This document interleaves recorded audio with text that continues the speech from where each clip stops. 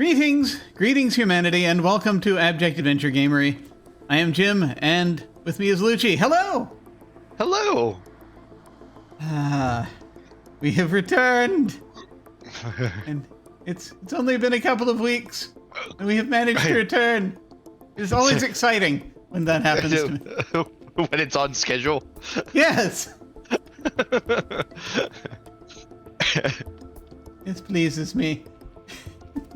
How's it going? How's your gaming life and what have you? I mean, it's been going well. I am preparing for more Star Wars card game things. As the season is coming upon us for tournament play and stuff. Yes. And I went and I made myself become a judge in it, so I can go and judge events and things like that. So that'll be interesting. Yeah. Cool. And then I continue to delve into Fandelver in D&D campaign, and we are, as a group, we are about to be in this campaign going into Wave Echo Cave, which is the furthest in this campaign I've ever been. So nice. So I'm about to hit, assuming I survive, I'm about to hit new territory. Very cool. Very cool. Oh, awesome. So, you were just becoming a card game judge just now, yes? Is this, or have you already been doing it for a bit? No, this would be the first time, but I'm a sucker for like pedantic rules and like figuring out how things work. So it's like I was like I don't want to do that, and they were like, well, for events and stuff, they'll sometimes, especially on bigger events, if you really get into it, they'll pay for your travel and oh wow, pay you to do the things. And I'm like, and they're like, this is the official certification route for this, and I'm like, all right, why not? There's only that I am aware of. There's only one other person who's actually done it in Vegas, so. Oh. Cool. Are you looking forward to those bribes rolling in? If only. People who play card games don't have money. They have cards. Damn. Terrible flaw in this get rich quick scheme. Yeah. I mean, don't get me wrong. Some cards are super stupid expensive, and people buy them. But the people themselves usually don't have the money anymore. Yeah, that is fair. Like, and they're not going to bribe you with the cards because they need the cards to do the thing. So right. Yeah, it's a whole economy. It's rough. Yeah. I think about it now as tangible Bitcoin. That's. Oh no! Yeah. People in Bitcoin didn't know what they were doing was already done, or more precisely, they probably knew what they were doing has already been done. This is like NFTs printed on pasteboard. Is that what they are now? Yeah, like it's very much like this. Here's the thing: it's worth nothing. It's literally cardboard.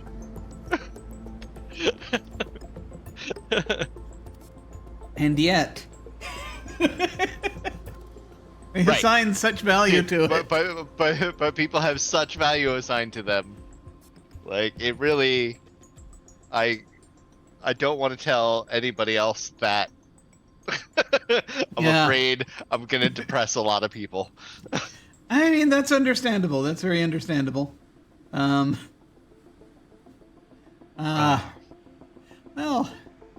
Yeah, I have not been. I mean, mostly the most of the gaming that I've been doing is tabletop gaming. I've just been doing like on this channel pretty much, and then like there's an Urban Shadows game I'm in every now and then, and video gaming. I am still. I'm getting near the end of the extra content for the bonus content for the Dark Side Detective sequel. So that adventure game, I've been playing that, and it's fun. It's pretty funny, and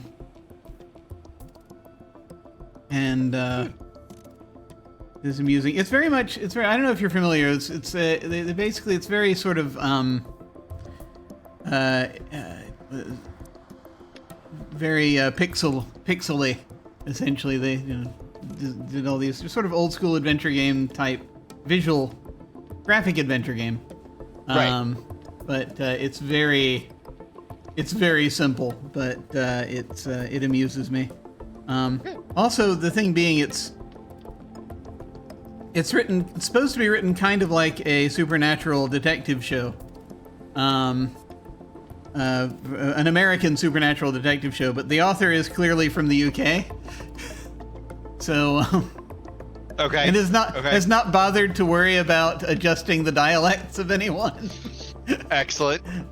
Great. And especially when it comes to there being like certain characters have certain accents that he spells out in the in there that are very clearly just sort of in the area of the UK, and that even has jokes based on it and that type of thing. So it's I have to be amused. It's like no, we don't particularly care about translating this for the right. For the thing I'm kind of basing it on. It's just we're going to vaguely assume you're in America. But it's pretty funny. It's been amusing. And so like I'm getting near the end of that, and I'm still the addiction to Supermarket Simulator is starting to cool down, thankfully, just a bit. Oh, that's good. Reaching that point where it's taking longer and longer to expand the store, so it's the incremental progress thing is right. is no longer at the point that it's hitting the brain quite as often, so it's I'm able to chill on that a little further. So I don't have to do it every night now. Good. Yeah. I guess I have been staying down my hole of the Blood on the Clock Tower thing, that social deduction game, to the point where they have an app where you can like create your own like custom scripts with like the different characters in it, so you can create different experiences, and people like make their own ones that are funny or themed or whatever.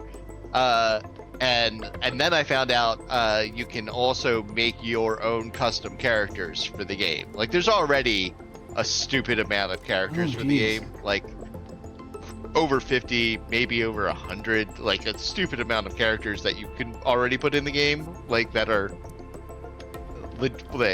official.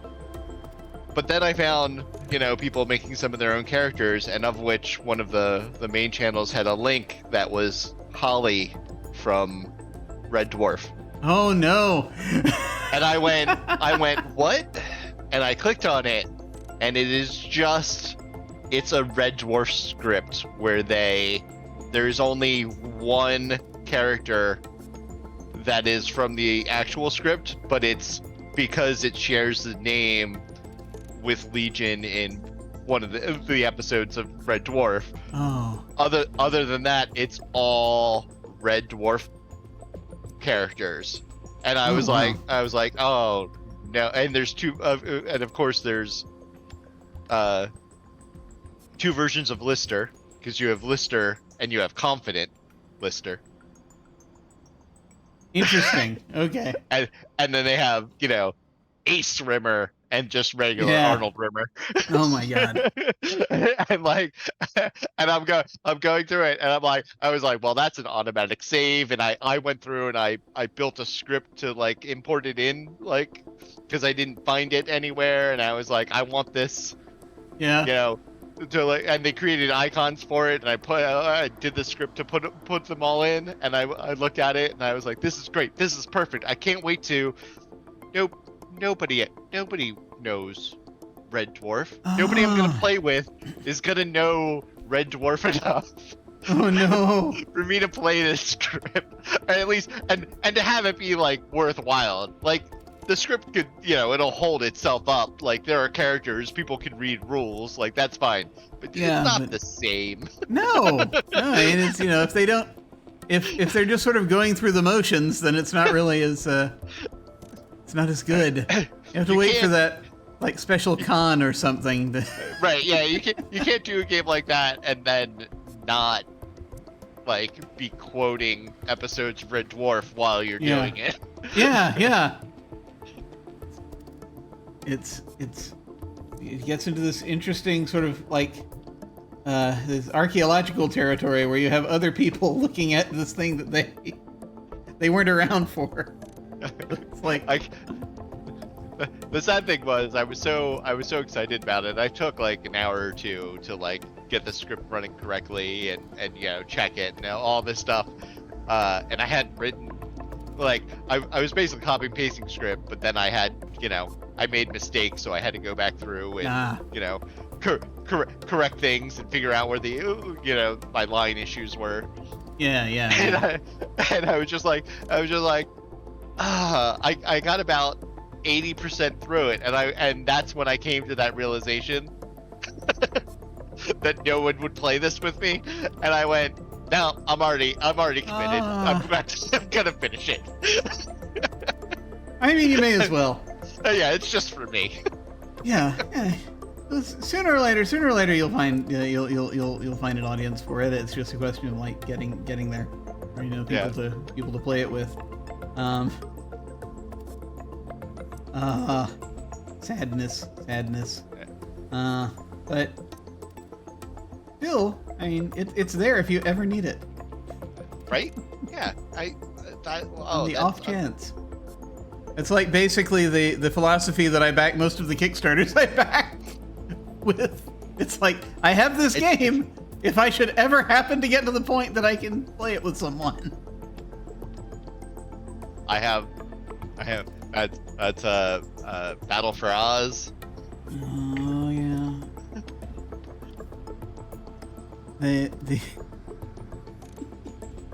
The Savage Worlds game, that one? Yeah. Yeah. I actually have played that, like some one shots of that at once or twice, maybe just once, at a con. Was it the con we went to, and then I backed it from there? Oh dear. Because I think. Did we play in that, or is that? I think we sat down. They had a little booth at Carolina Con or one of those smaller cons.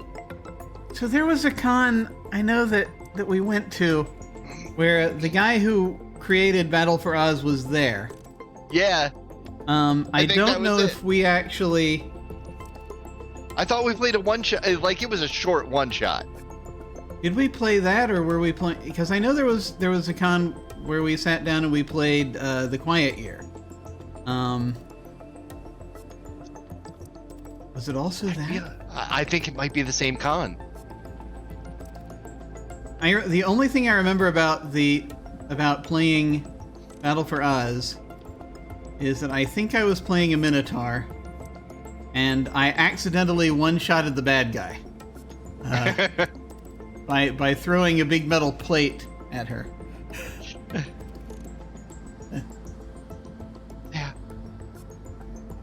Yeah.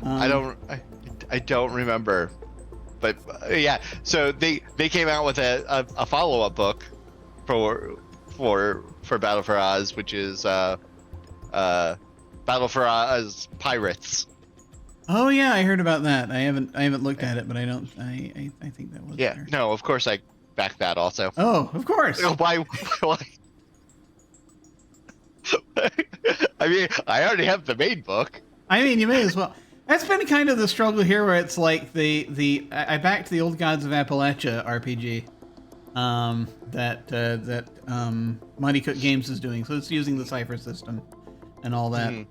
And it's like I am not familiar with the podcast very much.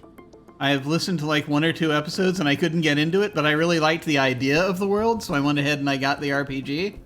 Right. And we're in like as of this stream, we're in like the last couple of days of another crowdfunding campaign they're doing to back a supplement for it with additional stuff. And they keep saying, "Come on, back it," and I'm like, I haven't really had much of a chance to use the stuff that I bought yet. Yep. The first time I backed it, I've played in 1 session. It was streamed on over on Lost Caravan, and they've gone on. They're doing a campaign with some of the same people, but I haven't actually had a chance to do anything with it yet. So I'm like, let me at least try to evaluate this properly before I decide I want to pick up more of it. I'm not always good about that, but it's like second editions of games coming out before I've had a chance to try the first edition, which I already backed, a few years previously. Yep. That kind of thing. I have reached the point that I will tell you, I have reached the point, I think, that I have come to realize, I'm slowly coming to realize that I may not be around long enough to be able to play all of the games on the list that I have not tried.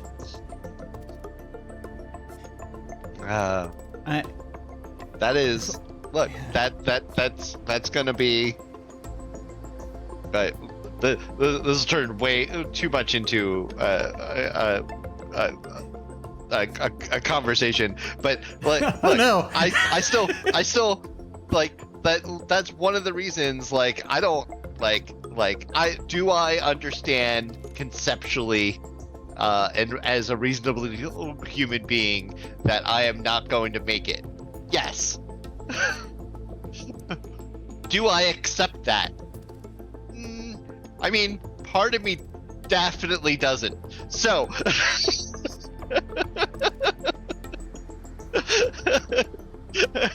and that list is just like, it doesn't, like, it just there. It's there to keep me going. Yeah. I mean, you never know. Right. You might make it to the end of the list, maybe. I had a discussion with someone, because I was like, I'm completely fine if I have, like, a digital copy of myself live on, and they were like, yeah, but it's not you. I'm like, yeah, but I won't know, or they won't know. Either way, I mean, technically, I think both ways. After I have died, don't tell me.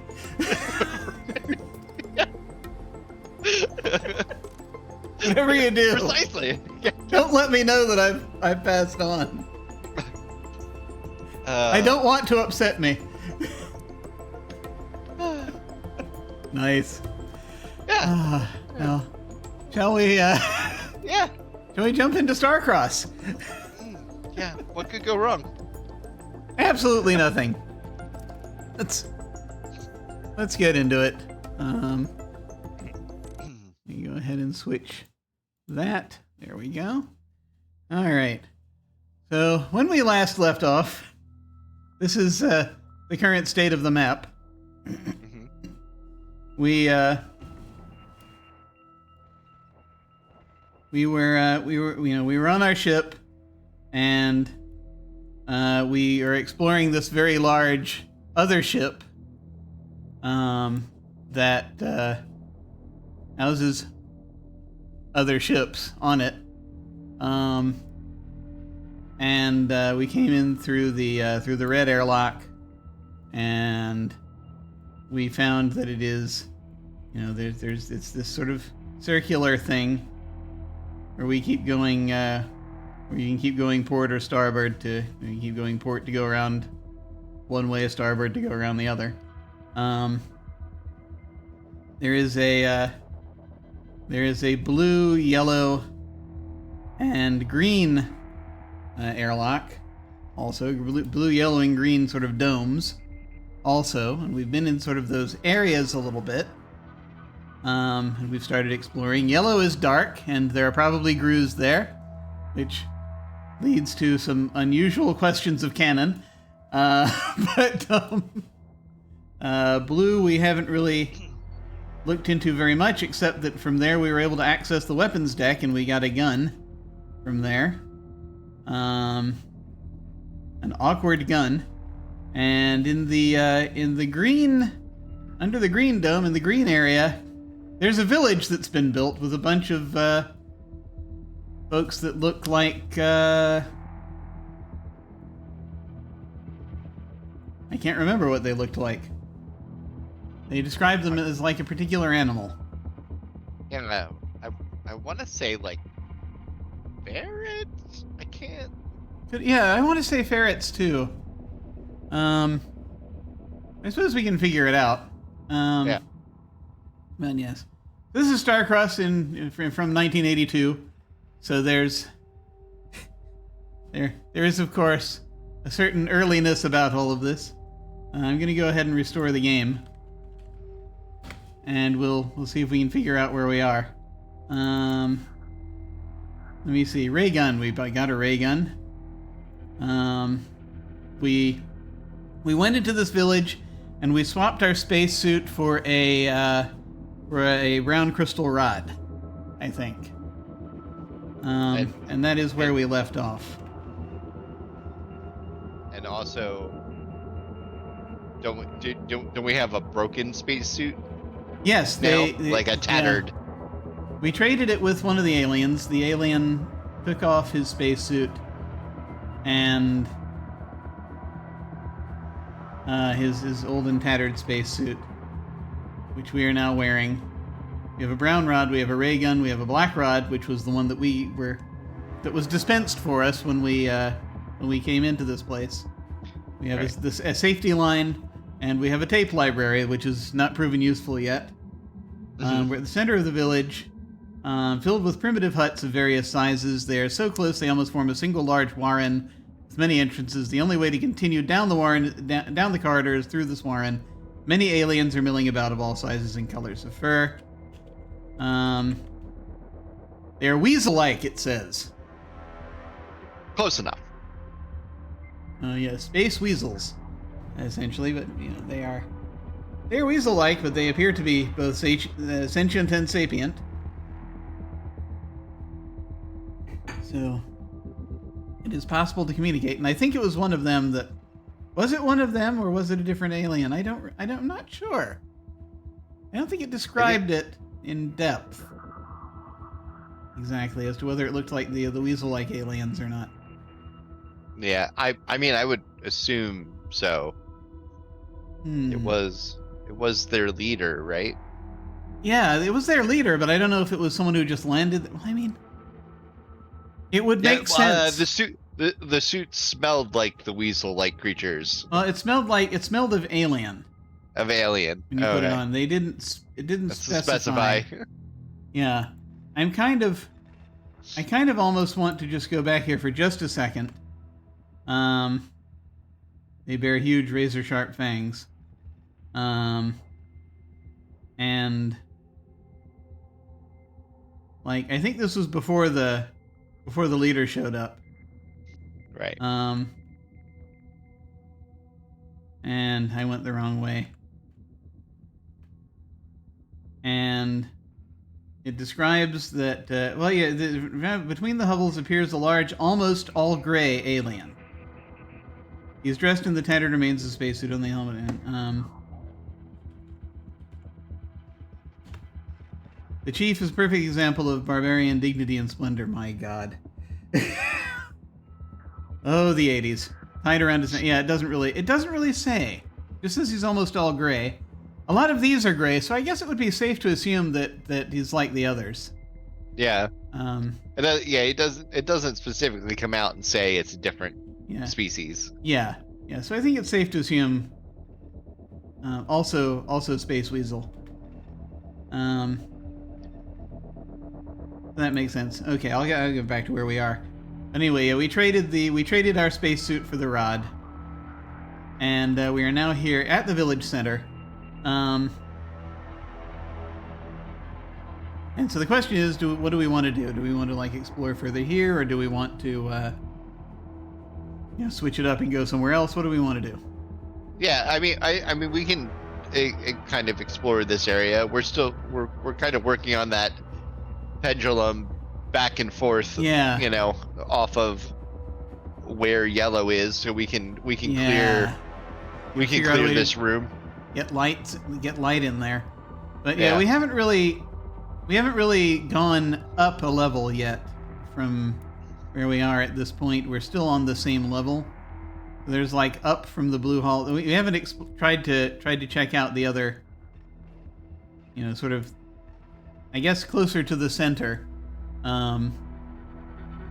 where forward and center of this place. I do want to take this moment to just point out the sheer stupidity of the fact that we are essentially astronauts in the black void of space,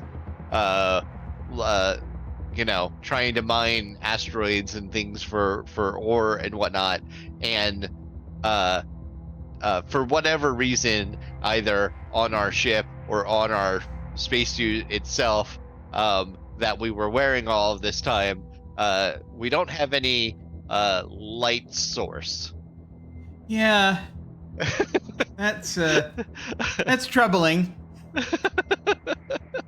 You would think that that would come standard issue.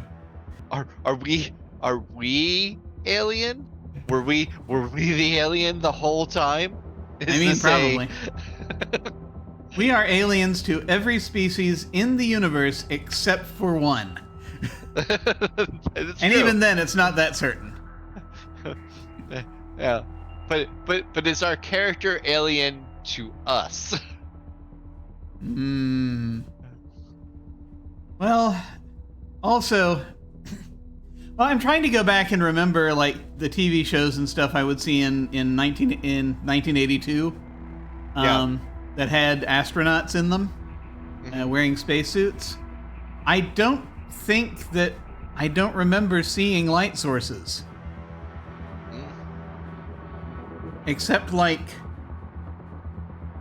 Star Trek the Motion Picture, I think that had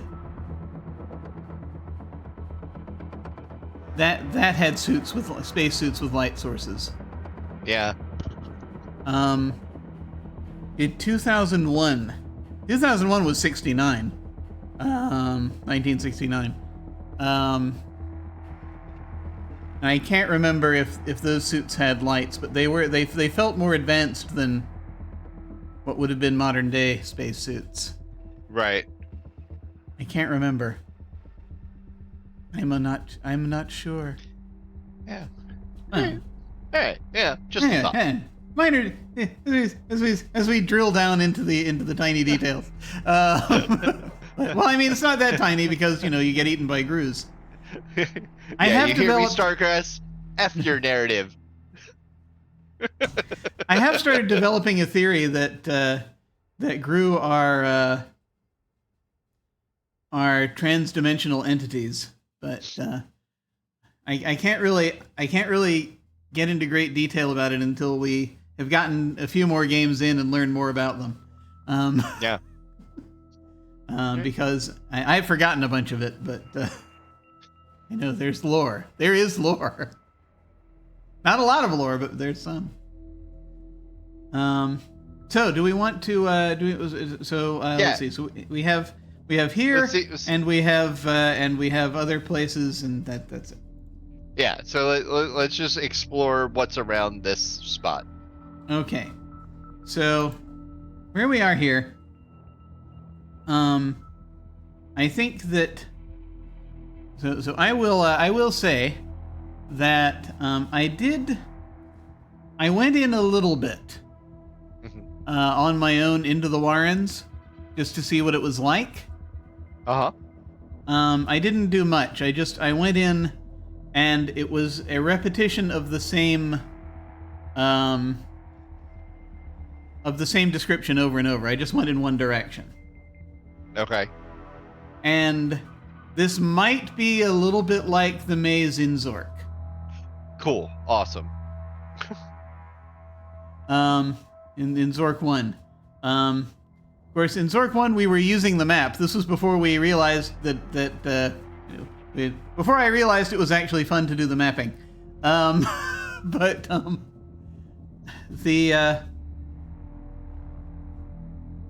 Coming back, it's like I went into the Warrens in the same direction about 7 times, and then I turned around and came back 7 times, and I got out. Okay. Back into the village center. But that's all I've done at this point. Okay. So from the village center, I don't know if we have additional directions, but we can try doing fore and aft and what have you from here if we want to try that first. Yeah. And then if we want, we can just go into the Warrens and see what happens. Or maybe that'll take us into the Warrens. I don't know. But this is all in a corridor still. We cannot go fore or aft.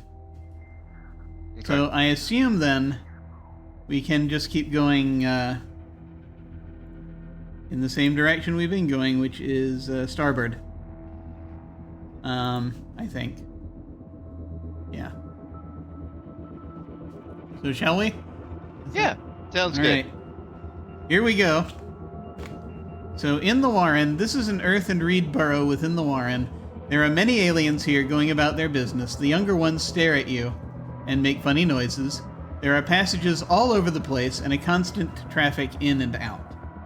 And I kind of took that to mean that there are exits in every direction. So I went ahead and I did these. I didn't do northwest, northeast those. Right. Because I don't know how granular it's going to get. Thus far, I've just put in fore, aft, port, starboard, and up and down in the in where I have it, the way I have it currently on the map. But what strategy would we like to undergo here? I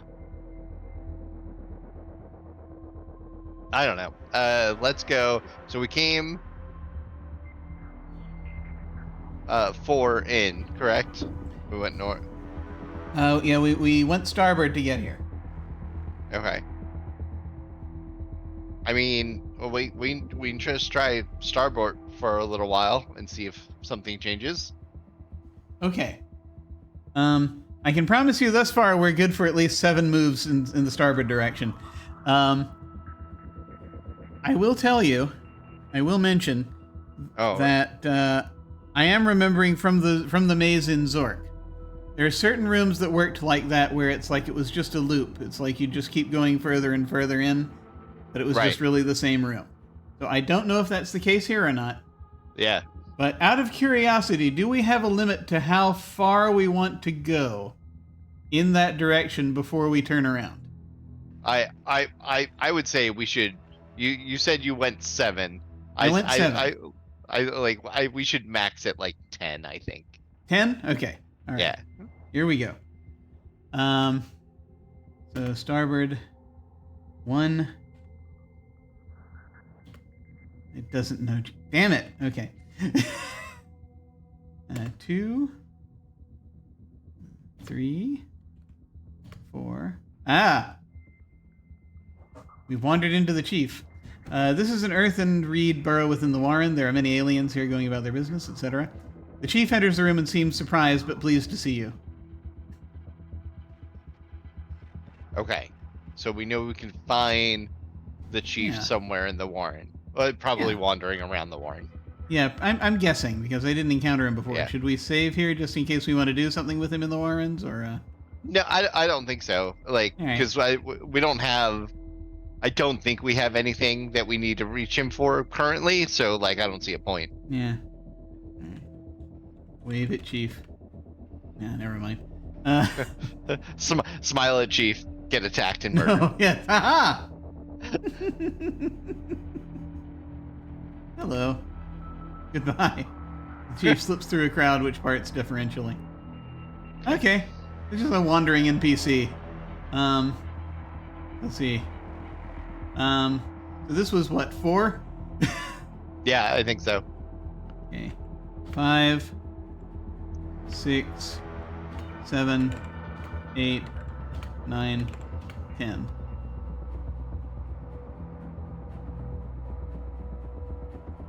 Possibly 11. Can we turn around? Sure. Yep. All right. We're going port. 1, 2, 3, 4, 5, 6, 7, 8, 9, 10, 11-ish. And still there. Wait a minute. You notice that the air has become quite hard to breathe. Ooh. That's not good. It's not letting us out. I keep going port and it's not letting us out. Oh, there we are, village center. Oh. That was not the same number. No. No.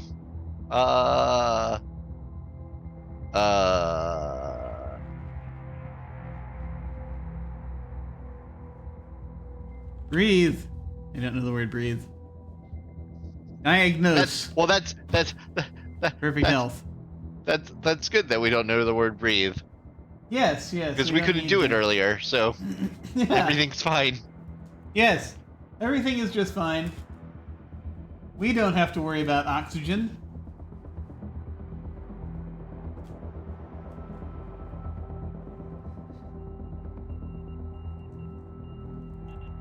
I'm sure everything's all right. Yeah. I mean, it sounds fine.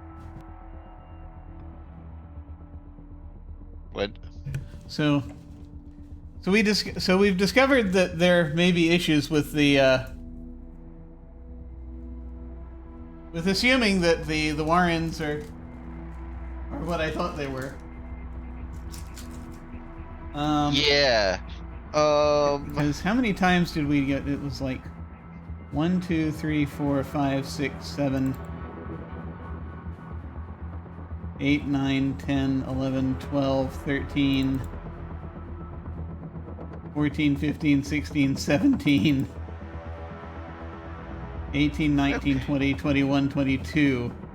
I went port 22 times. Okay.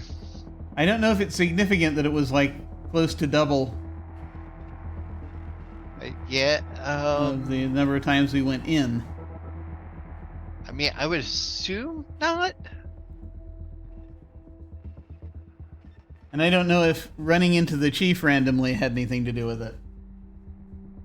I mean, I would assume it's arbitrary. Yeah. So there are a couple of options here. I'm thinking one is we can continue trying to figure it out and sort of map it and see if we go in different directions and see if we run into anything. Another thing we could do, also, if we decide to, is we could always look at the map that comes with the Invisiclues. Yeah. If we decide to go that route. I would say we can try a couple in each direction in the Warren. Yeah. Like, just go, port, starboard, fore and aft, like a few times. Like, yeah, sure. 3 or 4. And then if we haven't made it back to the village already, just go in one direction until we get there. Okay. All right. Well, here we go. Plunging back in, then. Yeah. Go starboard. The chief alien wearing your spacesuit is here. Cool. I have no idea what we're supposed to do with him, but I guess we'll just... so let's see. We can go fore or aft, or maybe up or down.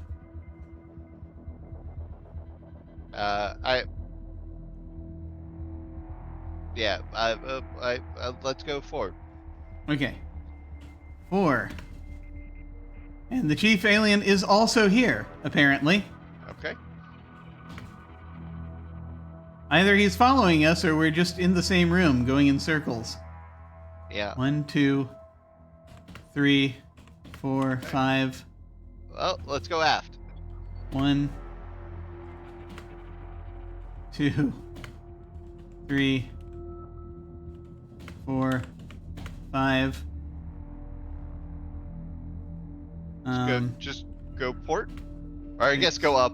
Try up 7, and down. 8. Okay. Hang on. Let me see if I can get back. 1, 2, 3. Not that we're in the same place, but let's see. Up. Up. Chief Alien is still here. Okay. It's weird that that's the case.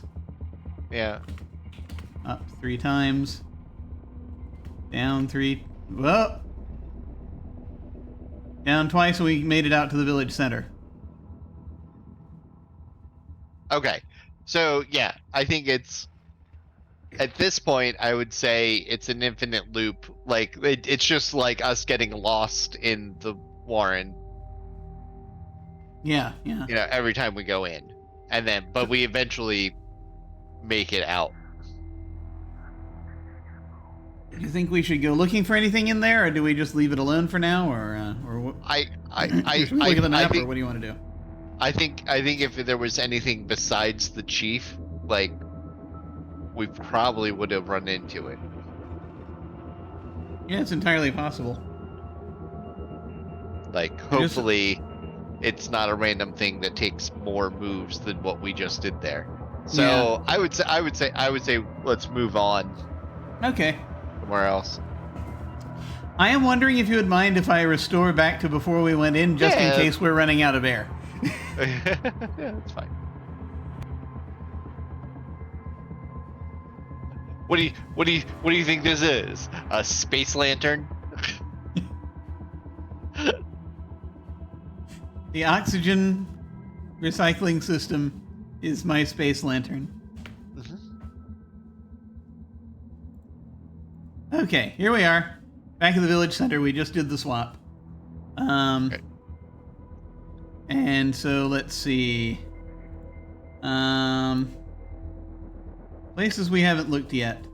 We haven't gone up from the Red Hall. We haven't, well, I say up. We haven't gone, forward. Yeah, we haven't gone forward from the Red Hall. We haven't gone forward from the Blue Hall. And obviously the Yellow Hall, there's no way to do anything with. We haven't gone up or down from the Blue Hall because that's that is where the blue ship is. Well, the ship, the other ship that's docked there. Can we not probably go can't forward? make it there. But yeah. Can we not go fore and aft from the village center? No, we couldn't. We tried that. Okay. All right. Then yeah, let's go back to where we originally came into this. Okie doke. So Is it Red Hall? Yeah, let's just be back to the Red Hall. So we just have to go starboard a couple of yeah. In the Warren. I meant port. You did mean port. I did mean port.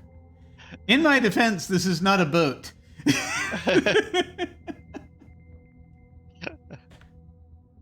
And we're back at the so outskirts of village, and then we're back at the Red Hall. A wide room with corridors leading in 4 directions and a ladder down to the airlock. The lighting is poor, as though the lights were worn out. Halfway up the walls are planters full of wilted plants. So from here we could go either we can either just go forward. Yeah, or we could go to the Blue Hall. Forward? Okay. Yeah. All right. 4. Red Hall. This is a long, dim corridor that intersects what looks like a ring corridor. The overheads are not very bright here, and the plant growth is feeble. Quick check of something. Okay, yeah, the one behind us, aft of us, were empty plant boxes. You realize what this means? Is we've hit another ring corridor. Yeah. I'm going to have to expand the map. Well, I mean, it might be the last ring corridor. We just start in the hope that it's a tiny ring. Yeah. Sure, why not? Let's continue to fool ourselves. What's how does that change anything? No idea. It's dim. The lights are dim. Or dimming. Yeah. I mean, if they're dimming, we're getting close to Yellow Hall, I would assume. So, yeah, maybe. Like, it makes sense that it's going to be small. Probably something in the middle, though. But... Oh, that's weird. Oh, I see. Put it in the wrong place. Put it under objects for some reason. Okay. So, if it's a ring corridor, that means that we have, again, the 4 directions probably available from here. Yeah. Well, let's go, I don't know, starboard. Starboard? Okay. Yeah. That'll take us, just so I can be certain, that'll take us back in the direction of the village. Yeah. Probably. So let's go ahead and give that a shot. Green Hall. The Green Hall joins a ring corridor here. The plants here look healthy. Ah! So, Green Hall. The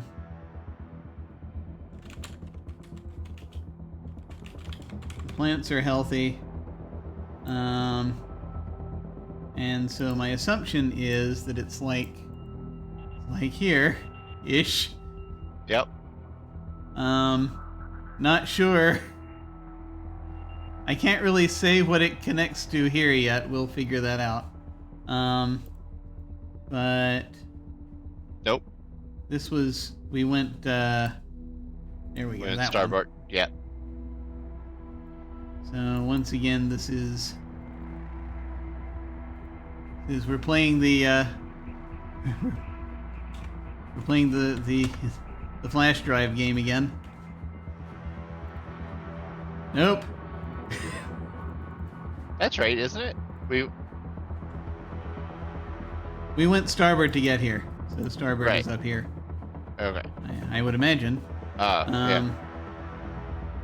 And at least that's the way. I think that's the way I've been labeling these. That's the way you've been labeling it. Either way. Okay. Yeah. I don't know if it's right. I just know it's what I'm doing. Oh no. It's too close. No. Okay. Let me move these out a little further out of the way. There we go. Okay. Right. So we're in the Green Hall here. All right. So let's go aft just to verify that we're. Oh. So this way. Okay. Yeah. Yeah, because I assume there's these. Right. Okay. So we'll go ahead and continue aft. Or not continue aft. We'll try going aft. See if we run into another village wall. Yep. Outskirts of village. This is the edge of an inhabited area. Crude hovels are scattered here and there, becoming denser as you move aft. So this is, again, outskirts. Ooh. But is it the same outskirts of village? I don't think it is. Because that one had, because we already have 2 outskirts of village on the map. I think this is the third outskirts of village. Okay. So I'll add outskirts of village, and I don't think I have anything special here. Yeah, I don't know where it leads, though, specifically, because this one led to village suburbs. This one led to the village center. Right. All right. And I think there was a wall on that one. Yeah. On the forward end of that one. Yeah. But anyway, outskirts of village. And do we want to go further aft to see if we hit something? Sure. Alrighty.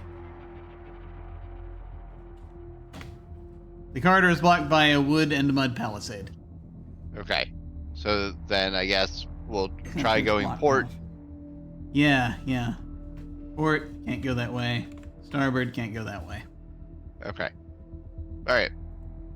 So yeah, that's just locked off there.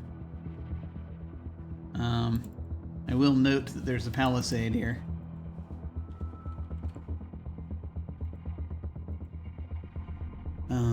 So I guess that's all we can do. We just head back, I guess. Do you want to head back to the Green Hall? Yeah. Okay. West? No. 4. There we go. Green Hall. And then starboard. Continuing starboard, okay. We'll see if it gets dark. Should I save at this point again, or does it matter? I don't know if it matters. I don't think it matters. Yeah, we'll be back at the village center if we we can get away from there easily. It is pitch black. You are likely to be eaten by a group. Okay, cool. Also a yellow hall. Yeah. I do not know if it is the same yellow hall. My guess is it's a different ring. Different ring, right? Yeah. My guess is it's a different ring. So I'm gonna.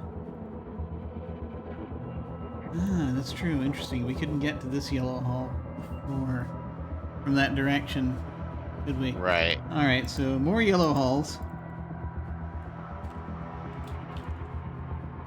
and my assumption will be that there'll be until we something from here. Well, we go in one from here, and that'll get on that ring. Let me go ahead and let's see which way it wants to go now. Oh, it got it right. Good.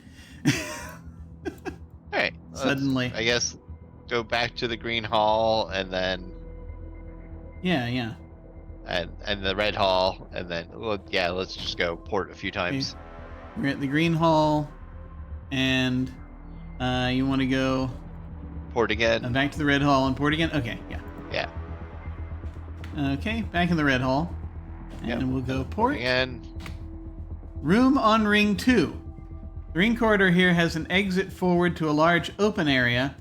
There is fresh dirt scattered about and an acrid smell. So that is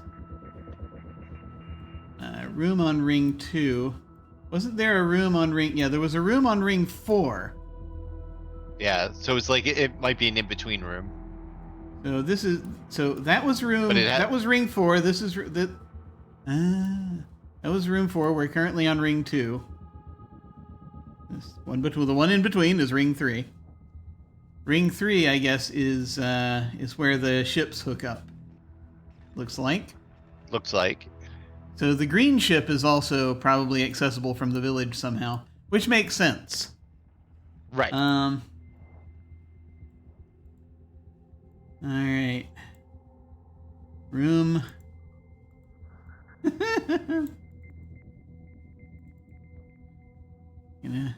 Gonna go room on Ring 2. And let's see. It has an exit forward to a large open area. Fresh dirt. Acrid smell. And we got here by heading port.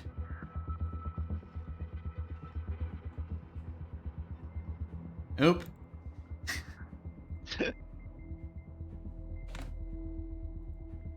There we go. I guess it just depends on where we want to go from here. Yeah, I mean, you can put the indication that there's a 4 from here. Yeah. And then, but I think we should just continue port. Alrighty. We'll just finish out this ring. Yeah. See if it takes us to the blue hall. If it's an in-between or if it's something else. Alright. Nope. Wrong! Right, we're going port. Blue Hall. The junction of a wide fore-aft corridor and a smaller ring corridor. There's some dirt on the floor, freshly scattered. Okay. Wonder how the little mouse robot feels about that. So I'm gonna go ahead and add another blue hall. Hey, hang on a second. Let me see if I can. You gotta move some things. I think. It's fine. Oh, is it? You just cram it all in there. Yeah. It's fine. I'm sure it's fine. Actually looking this over,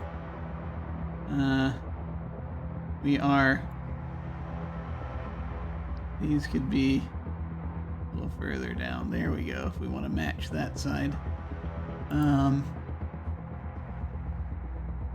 So we've got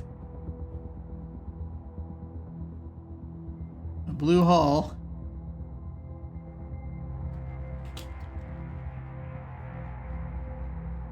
Wide fore-aft corridor and a smaller ring corridor. Okay. So I'm gonna presume that this connects to that, but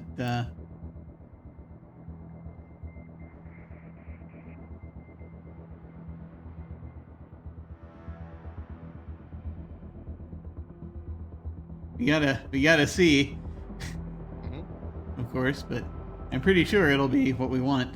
So if we go aft from here, we'll hit a ladder.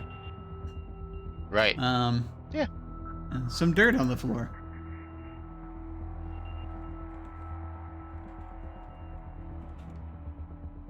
Okay. So should we confirm the ladder? Sure. All right. Aft. Blue hall. Ring corridor joins the blue hall here. There is an entrance, presumably for the blue docking area below, and also a way up. All right. I don't know why I decided there's a ladder. It never uses that word, but anyway. That's what it was. Right. So, are we still checking out ring 2? Yeah, well, yeah, we can go back for ring 2. Okay. And then... And port again to... Port again. To confirm darkness. Yep. Yep, there it is. Yellow hall. Yeah. Again, we're presuming for now that it's the same yellow hall. The same one. Yep. Yeah, so I'm going to go ahead and attach those things on the map. And that'll be that. Okie doke.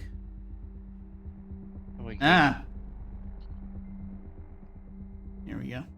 I mean, if we want to risk it for the biscuit, we can always go port again to see if we go into the green.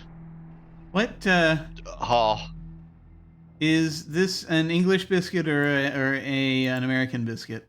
I don't think it matters. They haven't really a lot of people use that phrase, I think, purely for the rhyme, and they don't stop to think about what they're invoking.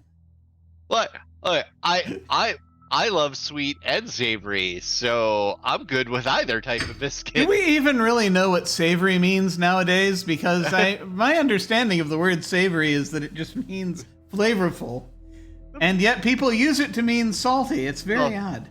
It's I mean, you're not wrong. I'm glad to be validated in this way. In so doing, I shall continue portward. It's the Green Hall. All right. Well, we got that here. Going. So it is indeed the same one. From the Green Hall? Yeah. Okay. Let me go ahead and what am I doing? There was a thing. I'm unclear. I feel as though my virus protection software is acting weird. But that's because I recently changed from one to another. And we're still working out the bugs. Anyway. Yes, in fact. Oh!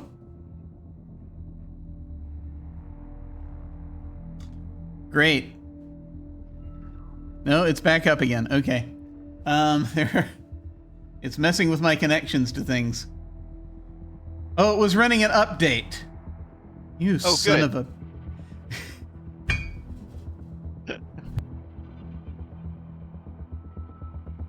Make sure that happens when you're, doing something else. Yeah, that's great. I think I need to change that setting. Yeah. Let me, just out of curiosity, let me try something. Because,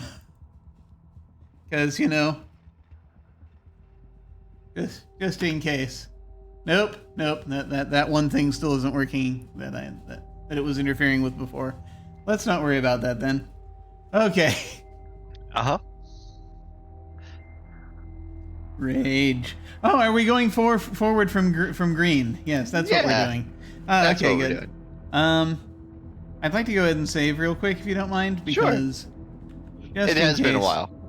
Yeah, it's got more to do with Yeah, let's save after we left the area where we could have just been eaten by a grue and. Yes. Well, and then also just that it's so we don't have to go back too far. It doesn't matter. I suppose all we've been doing is looking at directions, but that's this way we're only one move away from being further where we in. were. Yeah. Although it is still several moves after we left the village, so we might still be losing oxygen. Who knows? But anyway, it's fine. We're in perfect health. Perfect health, according to our self-diagnosis. That is true. Yeah. Okay, we're gonna head forward and we're gonna see what happens. Okay. Green Hall. Green Hall ends here at a ring corridor. The planters are well tended. This, I presume, is ring 1. Right. And it dead ends, so we can't go forward anymore. Yes, this is true. I feel as though I may need a bit more space. Just stick them in there. Just cram it in there. Just cram I'm sure it's fine. Yeah. This is nothing to worry about. It's okay. Oh, those attached when they shouldn't be attached. No. Okay, let me see here. I think I need to pull the red section down just a hair.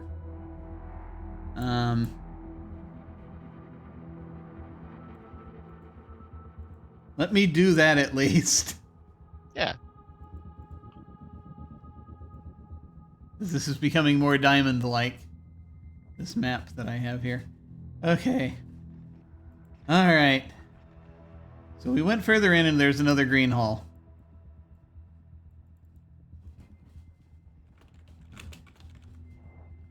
And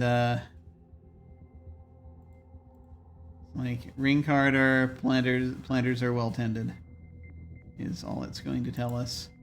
Wait a minute. Yeah, right. But the green hall ends here. Yeah.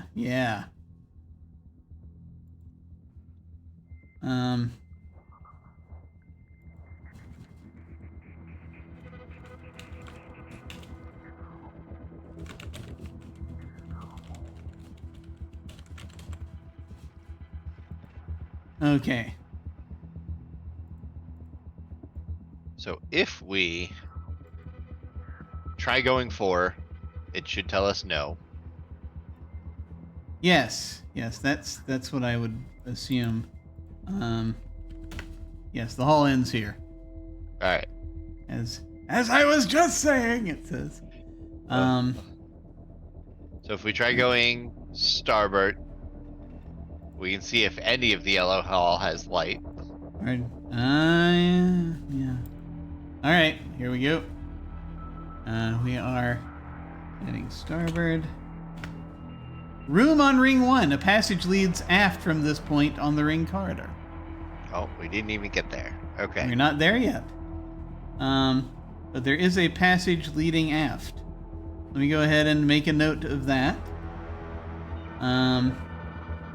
So somewhere. Look, I'm just gonna come out and say it. I think maybe we might need more room. Like, why wouldn't you? Really? My goodness, why has that not occurred to me yet?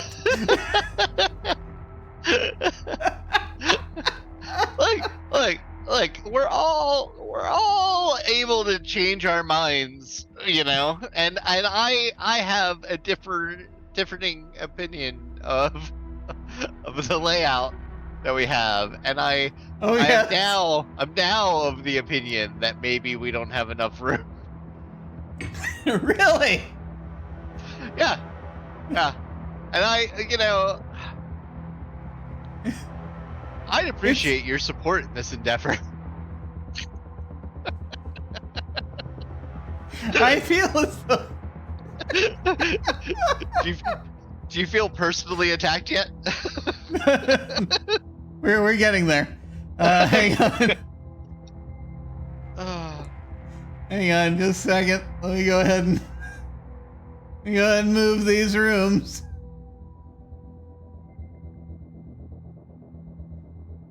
I'm gonna widen this whole thing just a bit.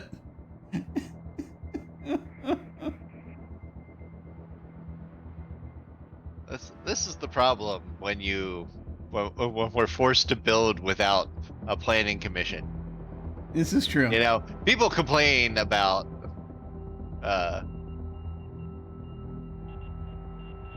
things all the time, but really, we're just trying to help.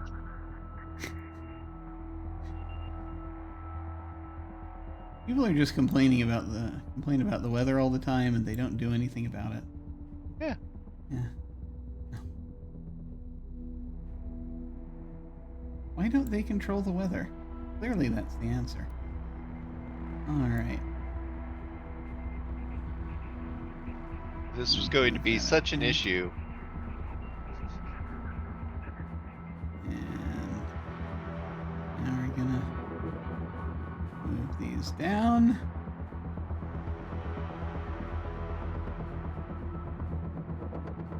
And this is not perfect, but it is serviceable, I think, for now. We will see what happens. Want to move that room on corridor 2 back into its back into the proper ring. Yeah. But I enjoy the absurdity. All right, hang on. I need to make more room. Yeah,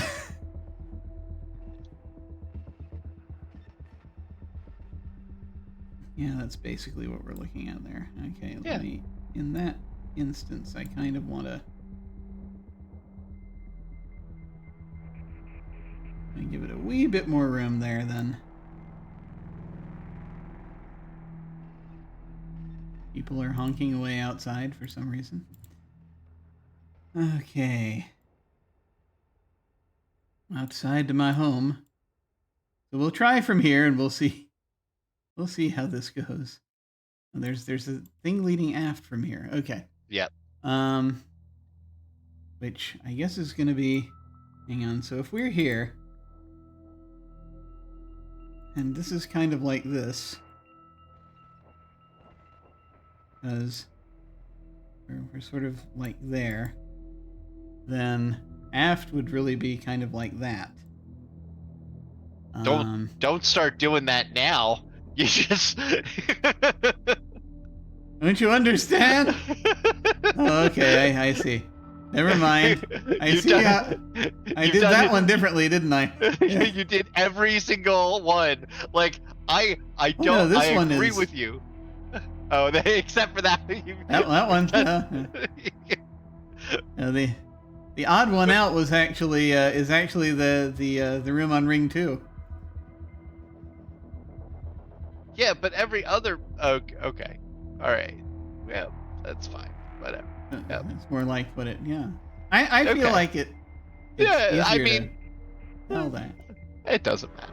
I forgot to label these, by the way. And I gotta label those. That's important. It's backwards.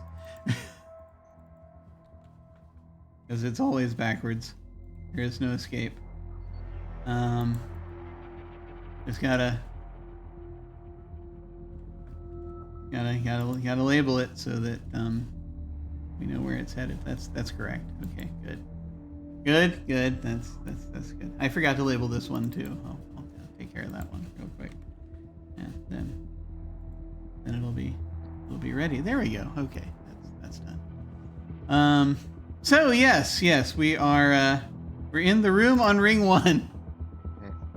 Excellent. Now that we've reestablished our mapping process.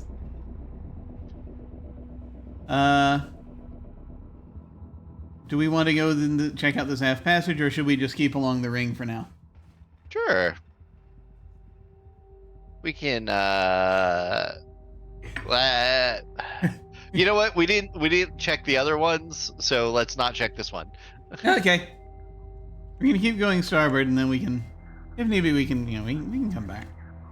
Going starboard, it is pitch black. You are likely to be eaten by a grue. The status line says it's a yellow hull. Okay. So, that once again, this is the Ring 1 yellow hull.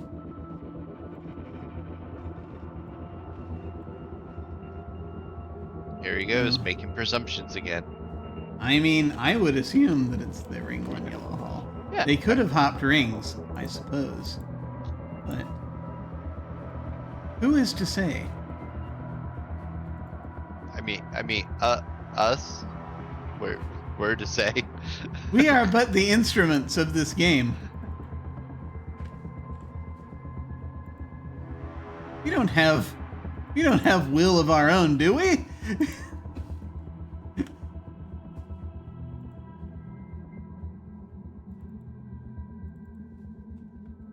That'd be terribly embarrassing if I suddenly discovered that I have free will. And I could have done different things all my life. Let me see. Do you want to risk it again and just go starboard some more? Yeah, I think I'd be fine doing that. I think right. At this point, I feel as though this might be a circle. I don't know what tells me that, but I have this strange instinct. We gotta get you a dictionary so you can look up the definition of a ring, moron.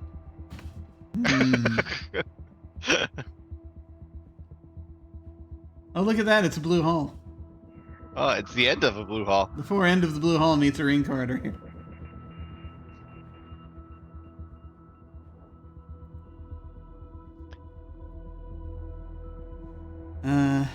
Let's see. You go here.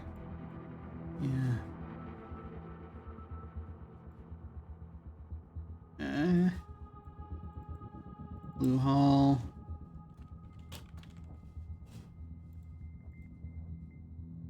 And that's probably, this is the end of the blue hall, so it won't go that way. We have that. And we have that. God damn it. There we go.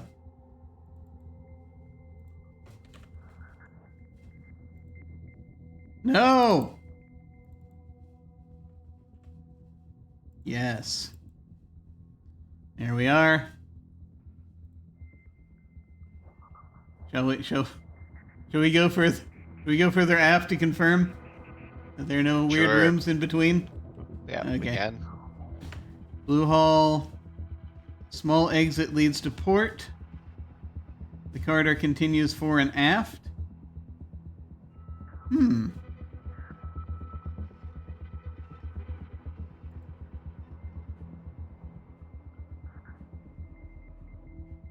Interesting.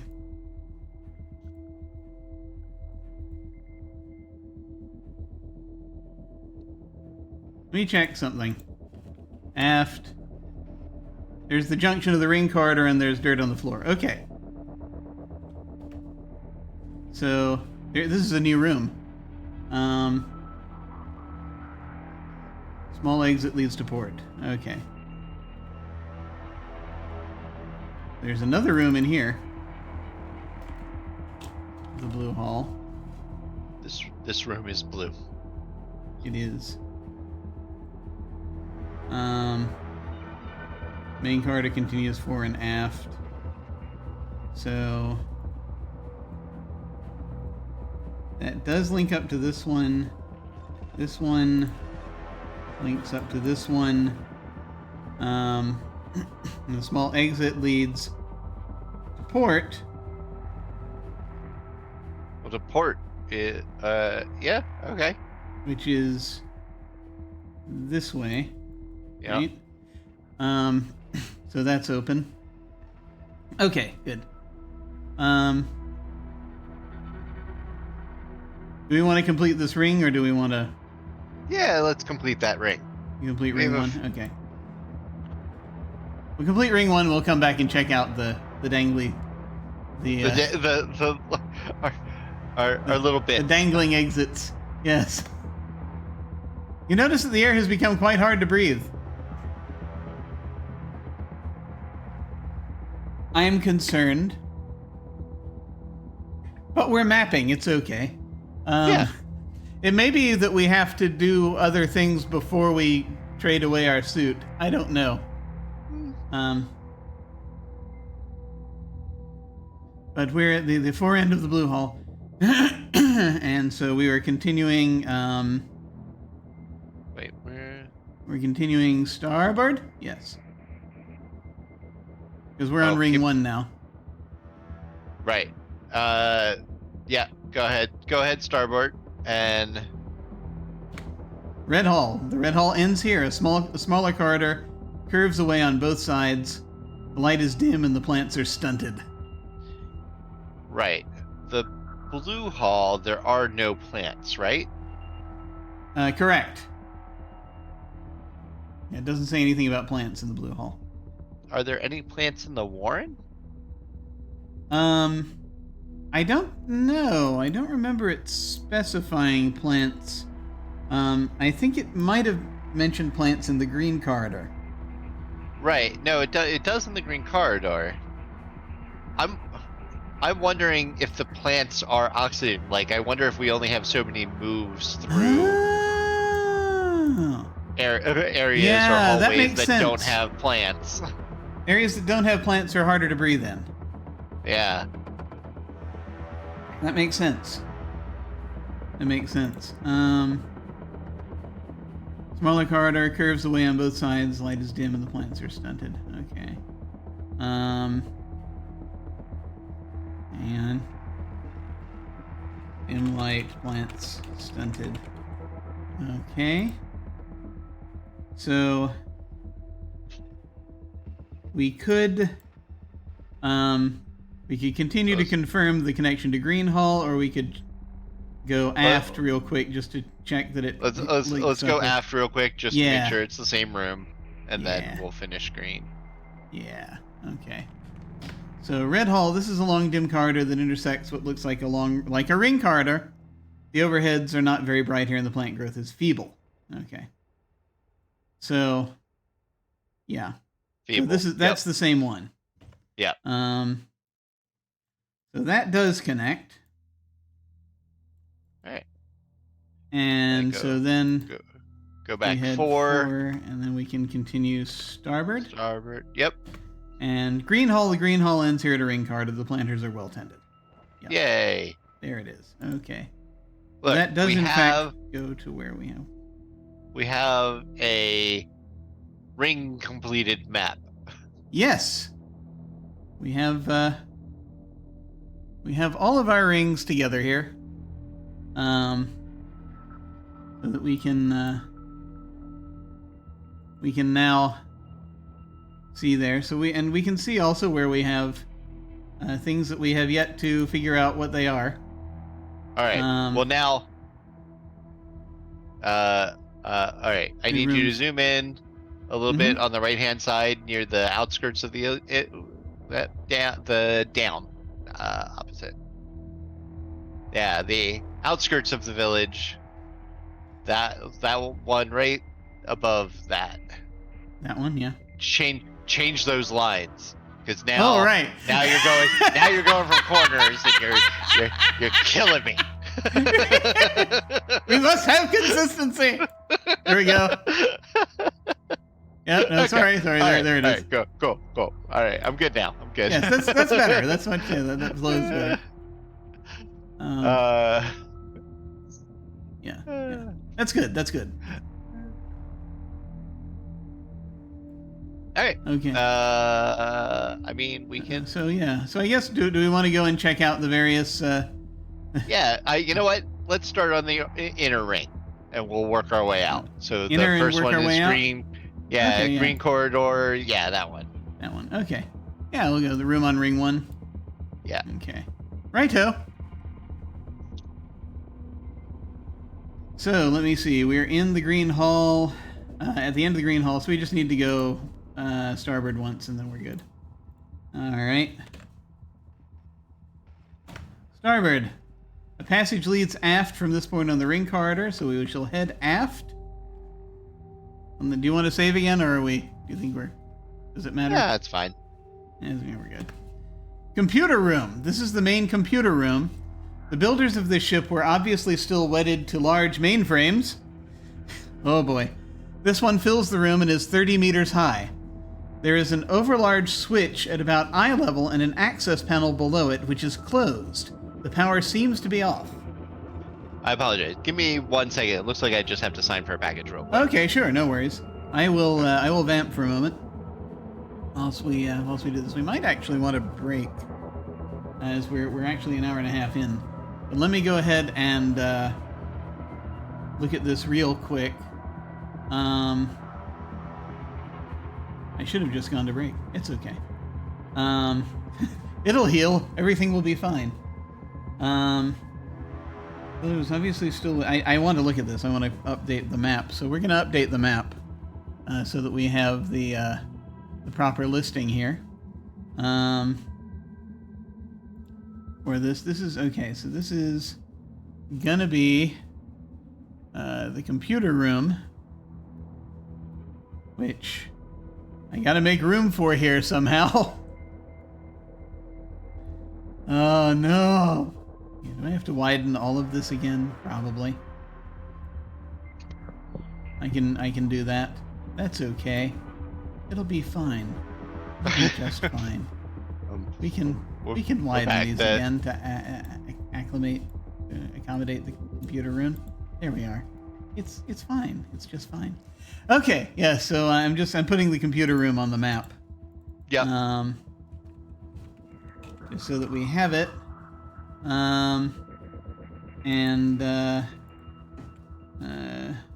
Mainframe, 30 meters high. Overlarge switch at eye level. Access panel. And the power seems to be off. And so that brings us there. And that is fore and aft.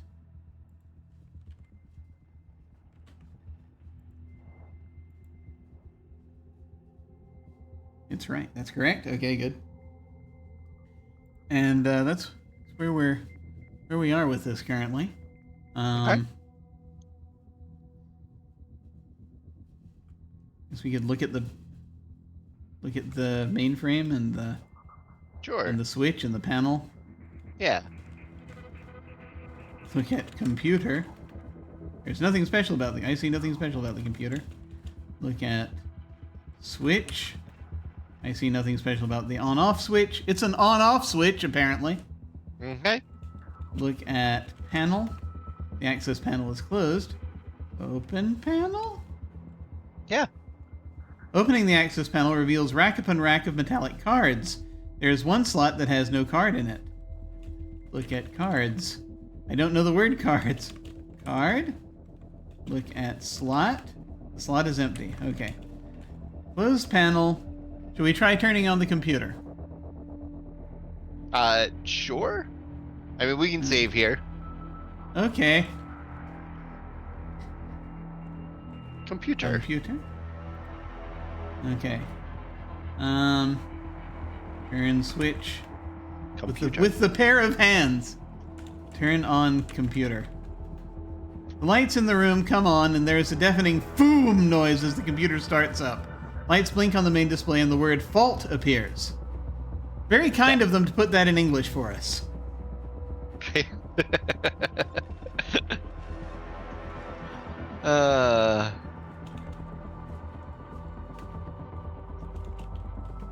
I assume that's because it's got a component missing. I assume, yeah. Yeah. So we have to find that card. Yeah, so that's probably all it is. Okay. Yeah. All right, we can turn it off. All right. Do we want to take a break soon? Sure, if you want. I think I'm getting there. Okay. We're about an hour and a half in. Let me see where we are here. We are at.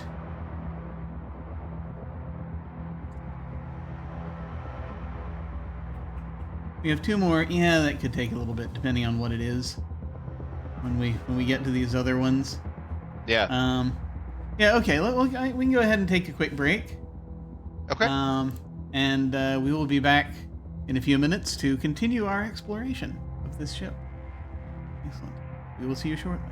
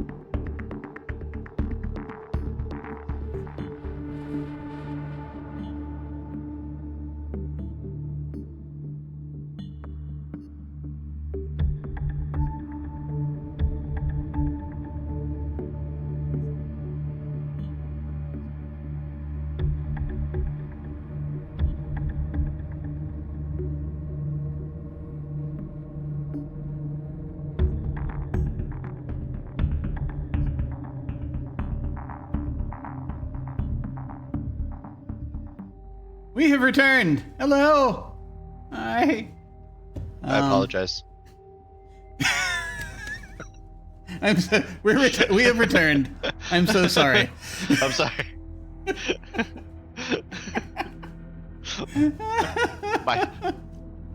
My fault. It's important that you take responsibility for your actions. Yeah. The horrible effects, psychological effects your presence has on others. Yeah. I understand this problem. Yes. Also, I'm just going to. There's a friend of mine in chat. Hello. Hey, it's been a while. We're for anyone just joining us. We're playing an old Infocom game. We're playing Starcross. We are exploring an alien ship, and we're trying to colony. Yeah. It's. I guess it's a generation asteroid? ship. Yeah. All right. I think that must be what it is. And so we're seeing what's in here and figuring out we're mapping it out currently. We've worked out that it seems that this ship has 5 rings. Is that right? 5 rings? Yeah. So we're parked in the red section, and there's also there's a blue section and a green section that has a village in it, and a yellow section where there is no light. So we've just found a computer room off of sort of an in-between area, and I guess we're moving on to check out the other bits we haven't explored yet. So I guess, do we want to, since we figured out that the computer needs a card to do whatever it's doing. So should we move on and start it? And I guess we just keep going this way down into the and back into the blue section, and we'll go to the blue section. Briefly risk the darkness and head over there to the blue section and start going outward.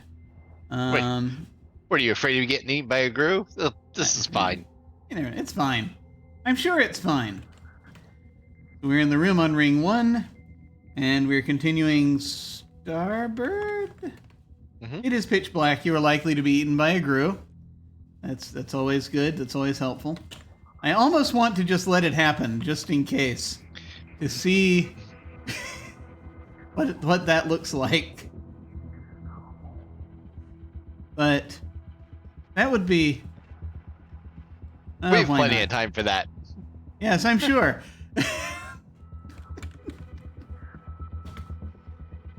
I just... wait.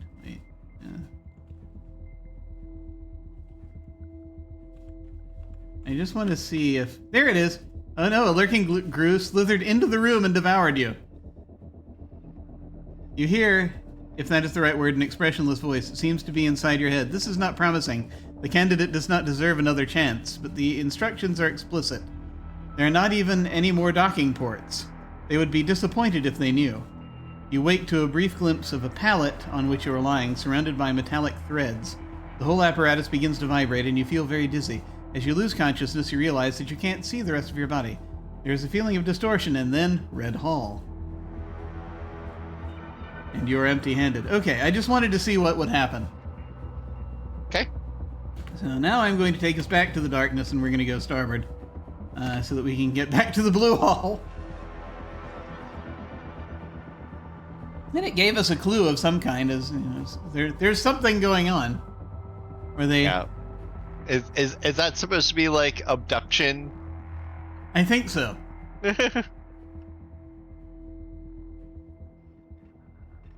But so we're in the blue hall, and if we head aft from here, we will be there where a small exit leads to port. All right. We shall head portward and see what happens. I guess I'll save here again, since my last save was in the darkness.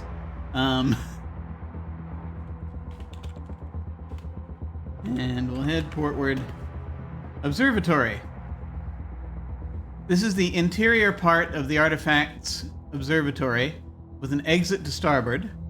There are no telescopes or other instruments visible, but in the center of the room is an image of space in the vicinity. Examining the image, you see a tiny model of the solar system. The sun is a bright dot in the center. Jupiter and Saturn are easily discovered. The colors of the dots are not what you would expect, though, and range throughout the spectrum. A holographic projector is on one wall. Interesting. Okay. I mean... I'm not sure if there's anything else here. Yeah, but sorry, go ahead. Yeah, I mean, we can examine the projector, but... Yeah.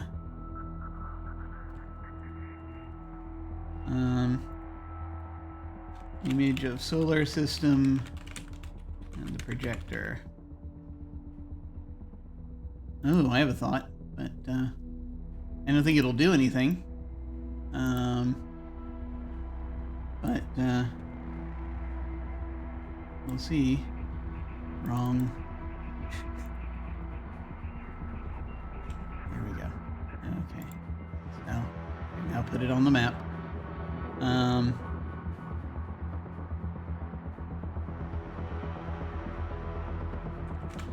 Examine image.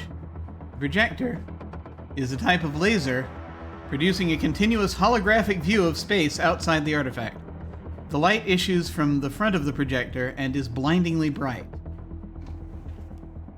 Cool. I think if we examine the projector, I will get the exact same thing. Yep. Yep. Okay. Examine sun. No, sorry, I'm gonna look at the planets.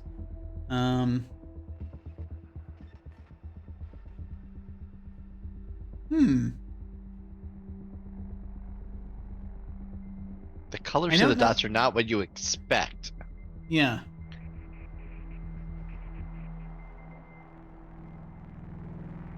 I'm curious about that. I'm wondering if there's like some sort of filter or thing we find that we look through to look at this. Yeah. I don't know. Okay. Let's see. I wonder if we can take the projector. Yeah. All right. Not bloody likely. Oh, that started with this rather than Hitchhikers. That's interesting. I was also wondering if the tape library could be connected to this thing, but probably not.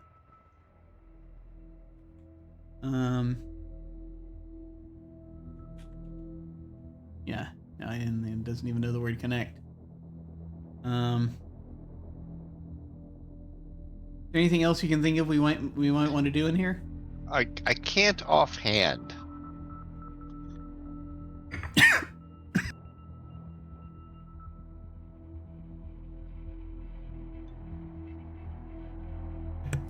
Lungs. How dare they? I know. How dare they want oxygen? Yeah, I can't think of anything else either right now, but I guess at least we know this is here, and we can come back for it. Yeah. If we need to. So I guess we will move on now to, let's see, the next thing on the agenda is out on Ring 2. There's a room on Ring 2 that's got a direction we haven't looked at yet. Yeah. So we can do that. Let's go look at it. Let's go stare deeply into it and see what happens. Yeah. All right.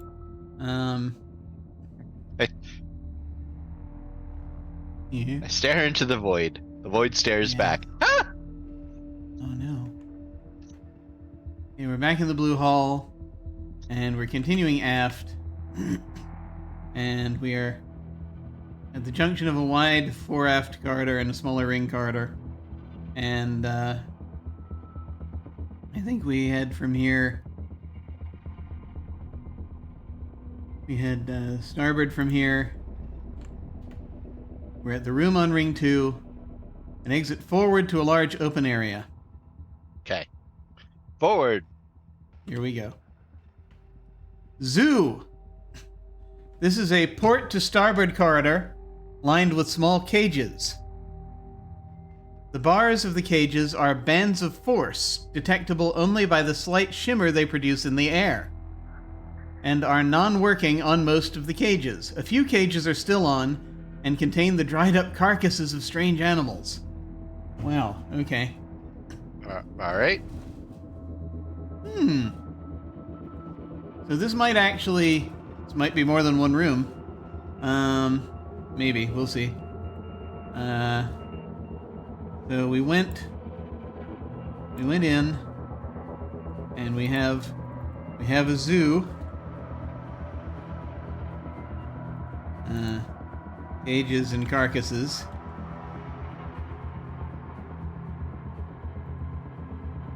It's an unusual RPG.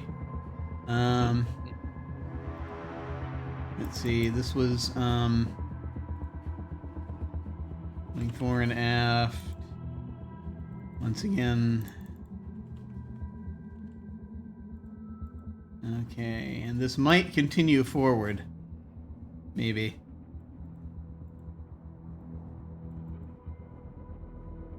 In which case I may readjust the map again.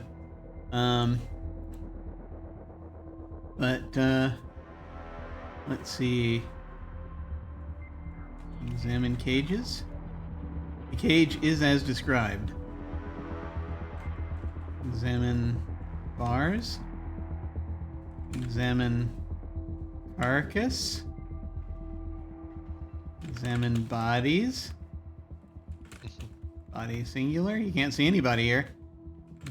Examine. Examine animal. Does not know the word animals. Alright. I guess that's it. Is there anything else you can think of for here? No. Wait, we can go port to starboard. Yeah. Should we try to keep going forward in case there's more? Sure. Oh, it's a port to starboard corridor line with... Oh, right. It's its own thing, then. Wait. Yeah. Yeah. It's got its own... Okay, yeah. I understand now. Can't pass the still working bars of this cage. There's a particular cage, for some reason, that it wants us to think about. But it's port to starboard, so that means that there's more. There's more! Maybe. More rooms. Which is why it makes sense. It was calling it an open area. Okay. So which way do we want to go? Port. Righto. Where is... Okay. Broken cage. This cage was apparently forced by its inhabitants before the general deterioration of the zoo equipment. The force projectors are ripped out of their mountings and smashed against the bulkhead, and the whole cage is scratched and dented as though many enraged creatures pounded on it violently for many weeks. There is a somewhat chewed sign to one side of the cage. Oh, no. Read sign? Oh, God.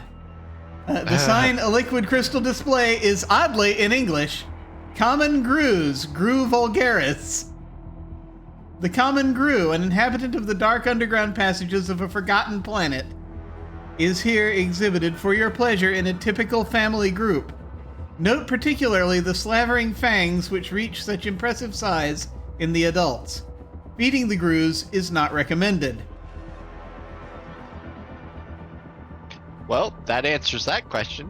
My lore brain just exploded.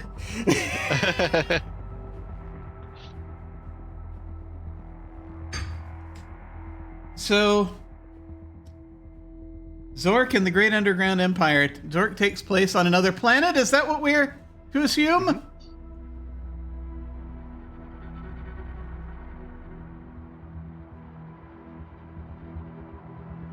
That's what that says.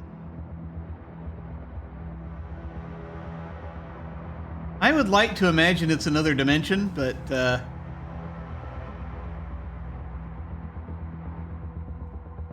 This is something. Yeah. It also means apparently there are in fact grooves loose on the ship. I mean, we confirmed that not long ago, but... Oh, right. But now we know why. Yes. I'm just going to try something. What is a grue?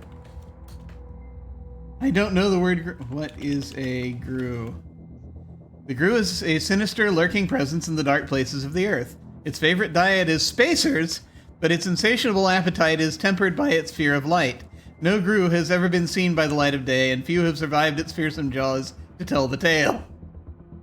It's the exact same description except for one word. The spacer? Yes. Instead of adventurers. Yeah. This also then implies that people on Earth know about grues at this point. Right. Maybe. But that their default relationship with it is you find them in space. Or you find... Which lends more credence to the idea that they're from another planet.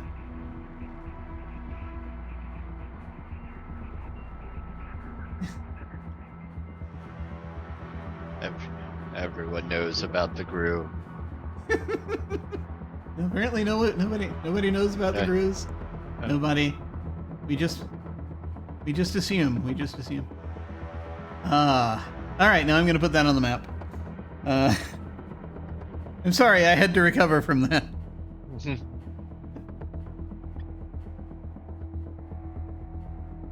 Just the idea. Broken cage. Sign. Grue vulgaris.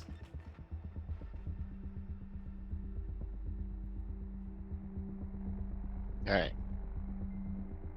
And so that was port and starboard, or starboard and port, depending on which side of the room you're standing. There we go. Okay. Wow. Okay.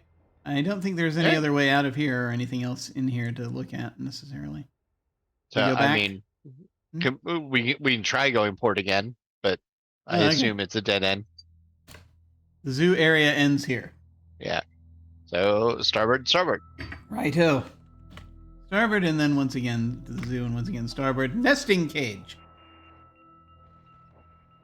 The force projectors here aren't working, but the cage is nonetheless inhabited by many creatures who resemble crosses between a rat and an ant.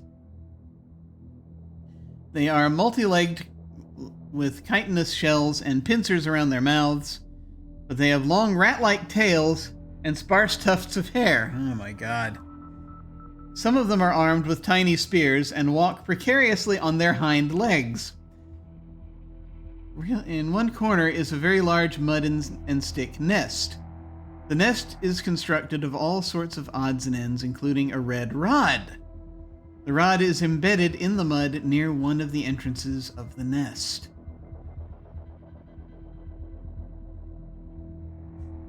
Are they Skavens? We're gonna risk it. I mean, we might. Nesting cage.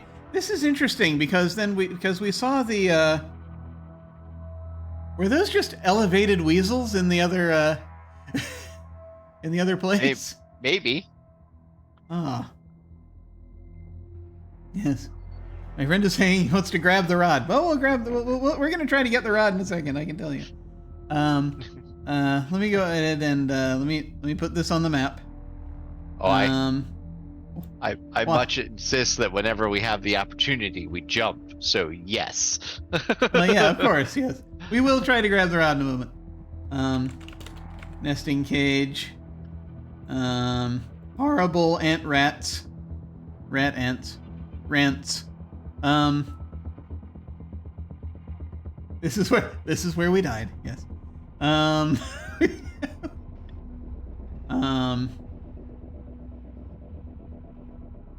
never had a problem ever with jumping in an adventure game. And the long rat-like tails, sparse tufts of hair, tiny spears,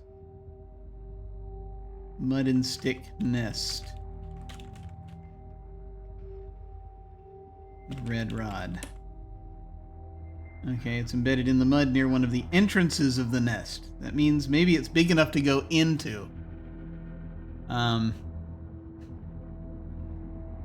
doesn't say how big these creatures are.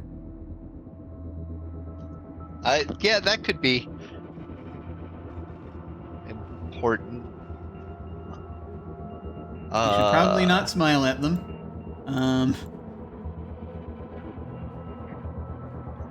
But the cage, many creatures, doesn't really say how big the cage is. It's true.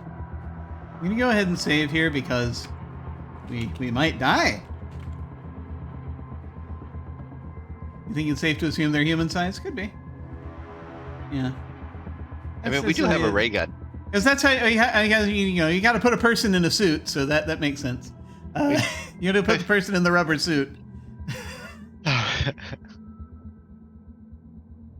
Unless it's yes, of course we're save scumming. It's the only way. Especially in these games. This game is from 1982, for God's sake. It's expected. Where the whole notion comes from. Yeah. I have a theory that people who enjoy Dark Souls games were not raised on video games in the 80s. Where they were all Dark Souls games. You die, that's it. Start over. I still have not played any of the Dark Souls-ish type things, but I hear things. I have attempted, and then I saw the progression loop, and I went, I don't like this anymore.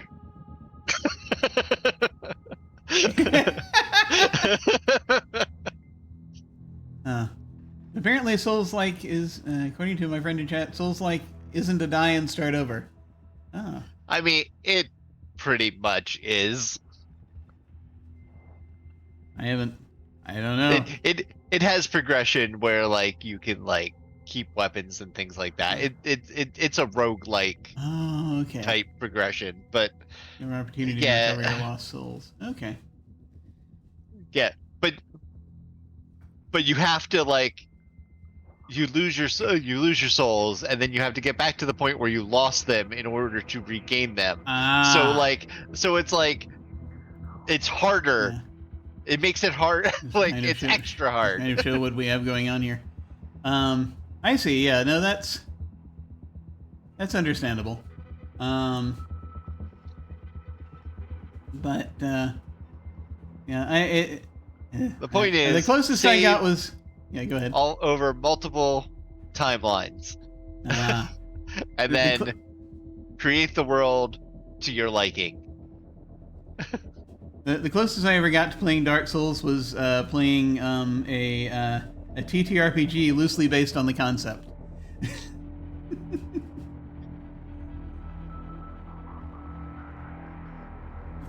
At least you aren't adding a ghost to kill yourself in the dungeon.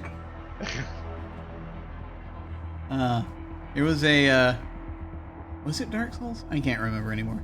Anyway, there was a TTRPG I played long ago that was supposed to be kind of inspired by that.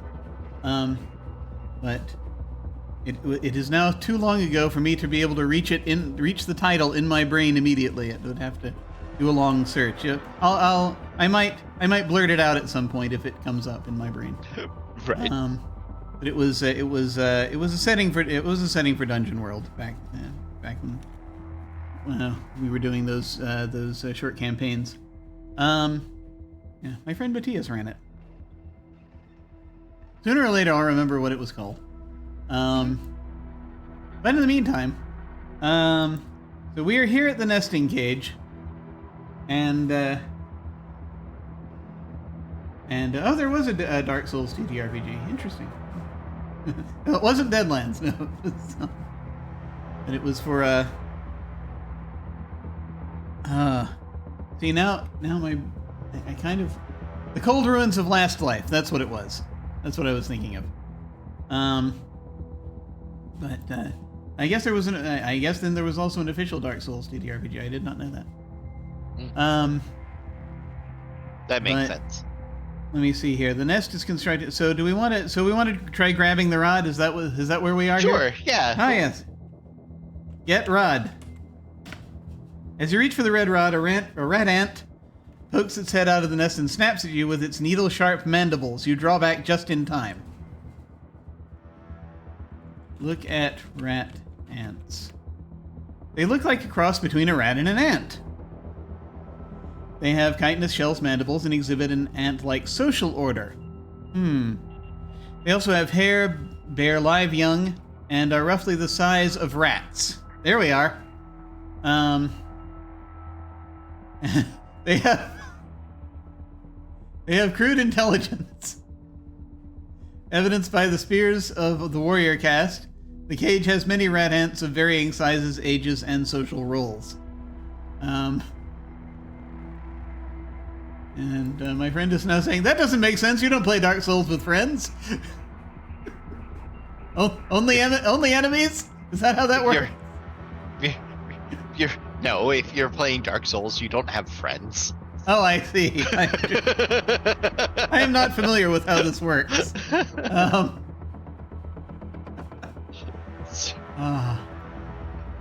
But let me see. Chitinous shells, mandibles. I'm wondering if the ant-like social order is supposed to be some sort of a hint here, because that's like maybe you're supposed to imitate their queen or whatever. But I'm wondering also if it's possible to go into the nest.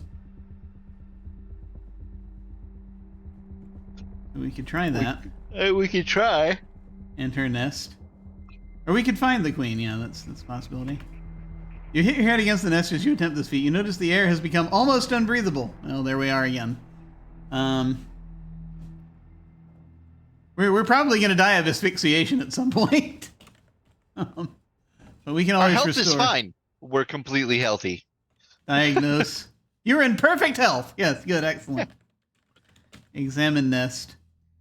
Is a jerry-built construction of odds and ends precariously stuck together. Rat ants swarm all over it. So yeah, it'd just be a question of finding something that they... Yeah. I'm wondering if there's something on the tape library they might like. I mean, you say that, but we have a ray gun. So obviously, this is a... Okay. We do have a ray gun. We are, as the superior species, the best way to handle getting what we want is stepping on the throats. Right? I'm just logically, like... Logically, yes, of course. You have the thing. I want the thing. Therefore, I have the thing. Oh, I see. So you would like to shoot the rat ants then? Yeah. Okay, yeah, we can give that a shot. And if that doesn't work, we could see if we have any cheese or picnic baskets. Yeah. Yeah. Let's see. Shoot rat ants. I'm sure this will go well. Start with the stick. A giant blast of silvery rays issues from the barrel, but it doesn't go very far. In fact, there is a secondary explosion about a foot from the barrel, scattering dust motes in the air. There is almost no recoil. Instead, the gun vibrated almost painfully. This felt like a misfire. We try that again? Was that a random result? Several Randant warriors are reduced to ash, but many more rush out to replace them. And these look mad!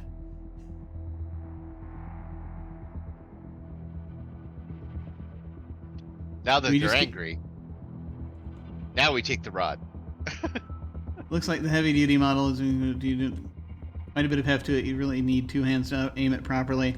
The barrel is long and festooned with strange knobs and antennae. There's a charge indicator, which is unfortunately unreadable. Turn knob. With the pair of hands. All right. Should we just keep shooting? Is that what we're doing now? No, is that just the kind of person we are now? Or Take try the to get rod. the rod again. Okay, now that they're mad. Try to get the rod. As you reach for the red rod, a rat ant pokes its head out of the nest and snaps you with its needles, sharp mandibles. That's rude. Shoot him again. Okay. Click. Shoot nest. The nest and all it contains is destroyed.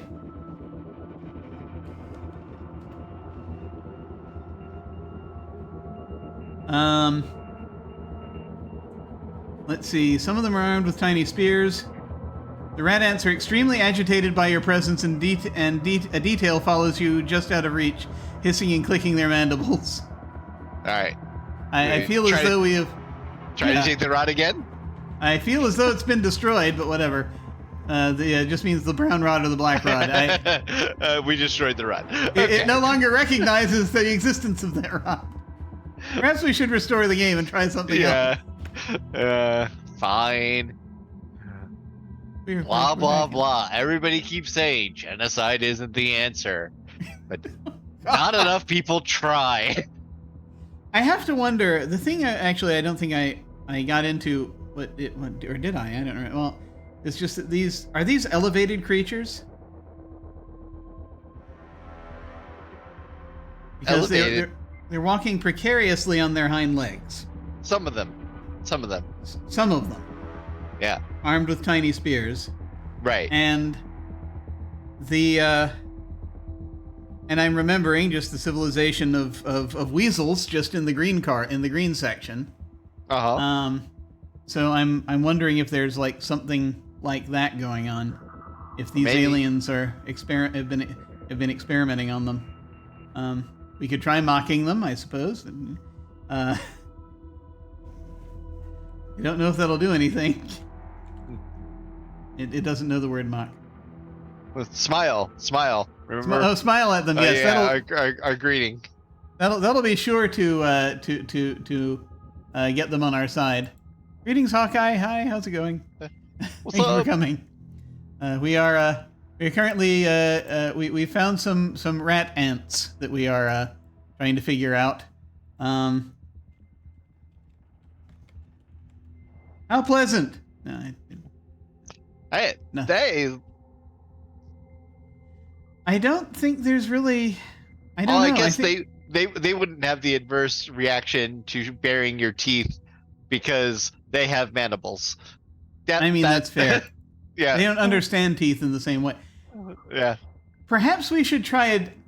Call me nuts, but I feel as though you're nuts. Perhaps thank you. I appreciate that. I feel as though there might be an approach that is less violent. Oh. To this, as a solution to this situation. I want to go in there blasted.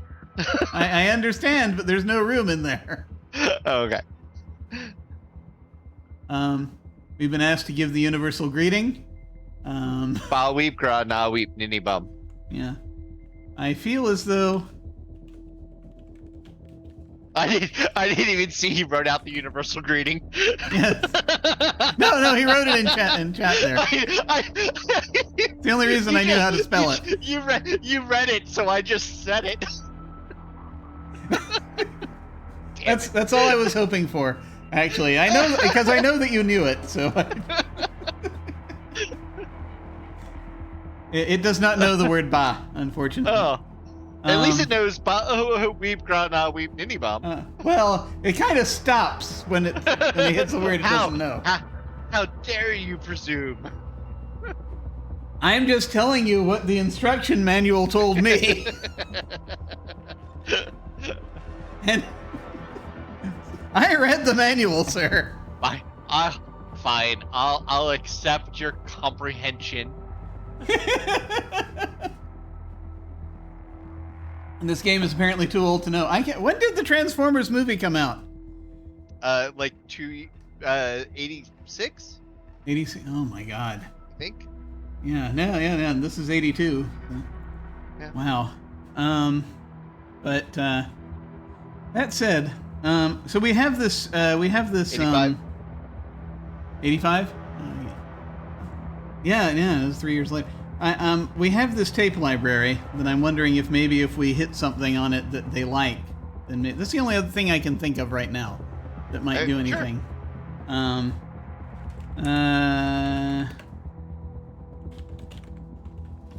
But it just plays random things. The player picks a recently referenced selection.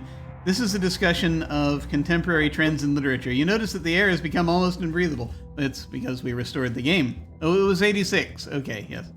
That game. We can try again. Origin of the Third World War. Really likes that one. Pynchon's Gravity's Rainbow. Fantasia, complete with hollow projection. The ants do not seem... The rat ants do not seem to be reacting. No. Contemporary trends in literature. I know they'll love that. Yeah.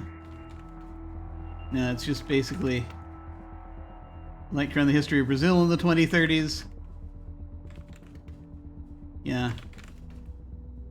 A list of the works of Edgar Rice Burroughs is read off. Yeah. They are not reacting at all. All right. Yeah. So that's giving us nothing. Non-react ants. Yep. Look, they reacted to me shooting them. Yeah, they reacted to that. So I don't think we have whatever it is we need for this. Yeah. Unless we're supposed to kind of do something clever. I look, we have no idea what the rods go to, but I think we need all of the rods. Yeah, that's the. This suggests we might trade them around. It's like maybe, but it's like, well, we got the black rod when we came out of our ship, and the airlock dispensed it for us. So there's that, and then we traded our spacesuit for the brown rod, and now they have a red one, and we would like it. Perhaps we could collect them all, but we can get. Let me see if it'll let us trade.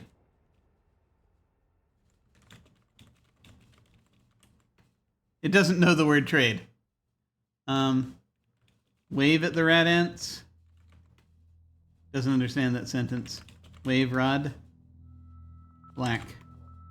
Waving the black rod has no effect. Okay.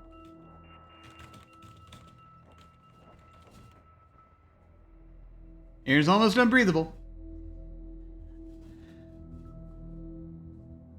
Is there anything else you can think of for here? There isn't. Yeah.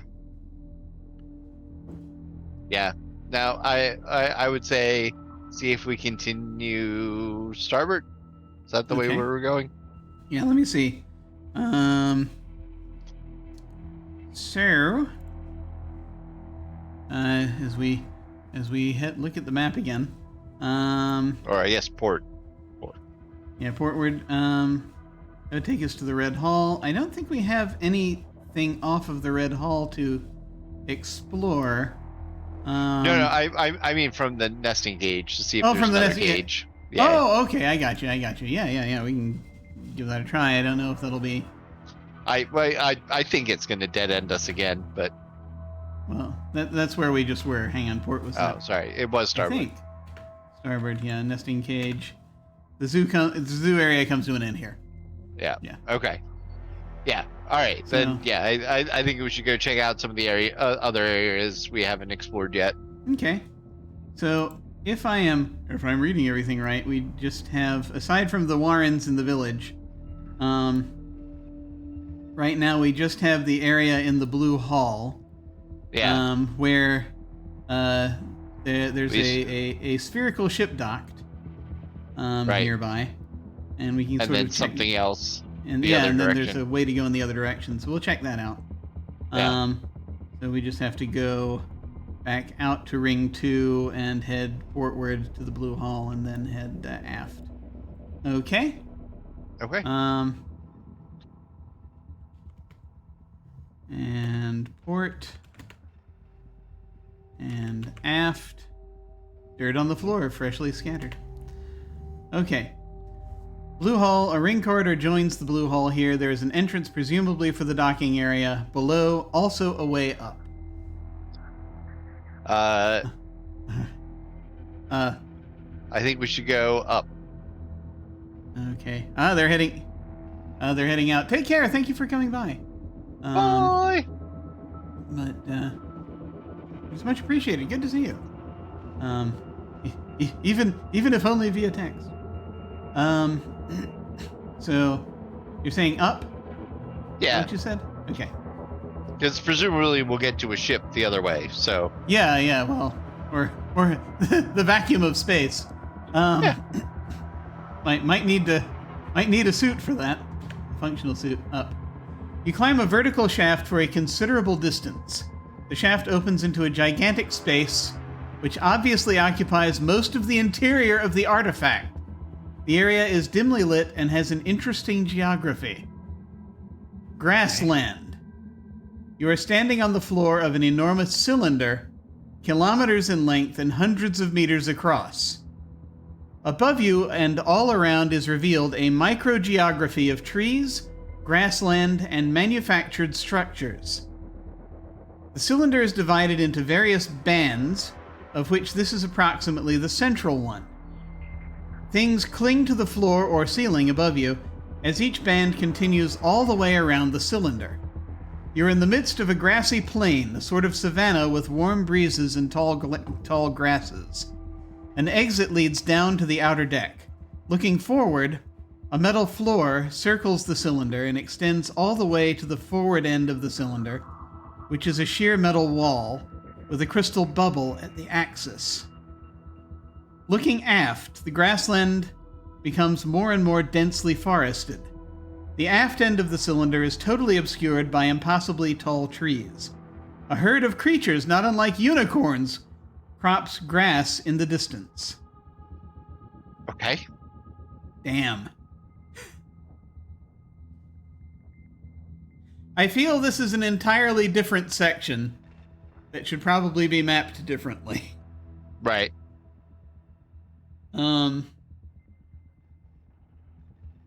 This is a lot. This is a lot to take in, this description. So a microgeography of trees, grassland, and manufactured structures. An enormous cylinder, kilometers in length, hundreds of meters across. It's divided into various bands. We're on the central band, which I suppose, things cling to the floor, ceiling above you. Each band continues all the way around the cylinder. So I presume on the... Yeah. Yeah, the... Words. You're in the midst of a grassy plain, sort of savanna with warm breezes, tall grasses. An exit leads to the outer deck, down to the outer deck, which we just came from. Looking forward, a metal floor circles the cylinder, extends all the way to the forward end of the cylinder, which is a sheer metal wall. Where is the... Oh, yeah, forward end. So, I presume we're talking fore and aft again. Probably. Where a metal floor circles it, extends all the way to the forward end. A sheer metal wall with a crystal bubble at the axis. Looking aft, the grassland becomes more and more densely forested. And the aft end of the cylinder is obscured by tall trees. Okay. Alright. So, assuming I have this in my head right, we've got a big cylinder. At one end you have a wall with a crystal bubble. At the other end you have trees. And you have this environment, this grassy environment, continuing all the way around the inside of the... Continuing circling around the inside of the environment. Just... and presumably if we were to... So, if we were to walk from here fore or aft, we'd be kind of on the same gravitational plane. But if we were to go port or starboard, I'm guessing that we would change our orientation, our gravitic orientation, I guess. Maybe. We'd be walking up or down the wall. Right. That I think might be what we're getting at here. And then up and down is basically down is out to the back to the rings. Right. Does that seem reasonable? Yeah. Okay. What do we do? You just look around? Yeah. Okay. I think we're doing a second map. Possibly. Unless I want to just like. Do you want to wait on mapping and just move a couple spaces first to see? Yeah, we could do that.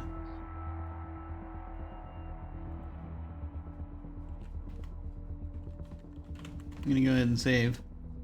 Okay, so which way do we want to go? Let's go aft.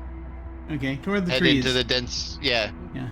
Let's go examine unicorns. They're over on the other side of the cylinder. Okay.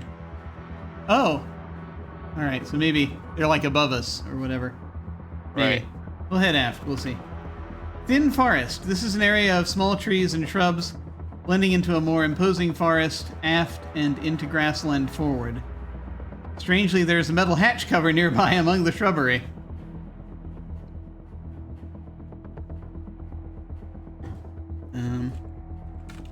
Examine hatch. The metal hatch is closed. There is activity on the grassy plain. Weasel-like aliens and a hunting party enter the grassland. Oh, we know where they're from. Yeah. They're from the green corridor. All right. I mean, we're here. Let's open the hatch. Yeah, sure. The metal hatch is now open. Hatch. The metal hatch is open, but I can't tell what's beyond it. Weasels are stalking the unicorn herd.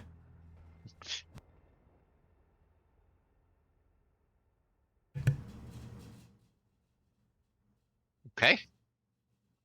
You go in? Sure. Maybe that's down. Repair room. This room is taken up by two large pieces of machinery. The leftmost has a symbol depicting the emission of rays beside a yellow slot. A symbol depicting the emission of rays beside a yellow slot. Okay.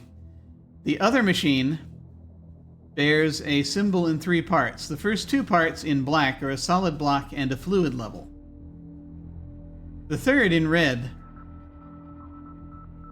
is a series of parallel wavy lines. Beside it are 3 diagrams. Under each one is a red slot. The first diagram shows 4 single dots equally spaced around a 6-dot cluster. The second shows 2 8-dot clusters in close proximity. The third has 3 single dots equally spaced around a 7-dot cluster. The only exit is up some stairs. There is a metal and ceramic square here. Okay.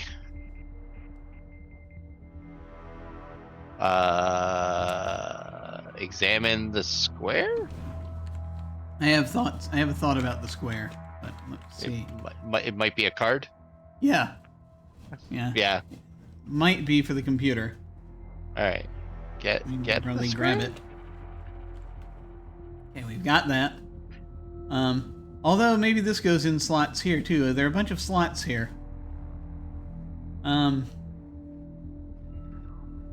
So we've got a yellow slot. We put something in the yellow slot. Rays get emitted from something. That's the simpler machine. That might be the lights. Also, it's beside a yellow slot, right? So that might be how to turn on the lights in the yellow section. Right. Maybe. Other machine, it's a symbol in 3 parts. A solid block and a fluid level. And the third part of the symbol is red, series of parallel wavy lines.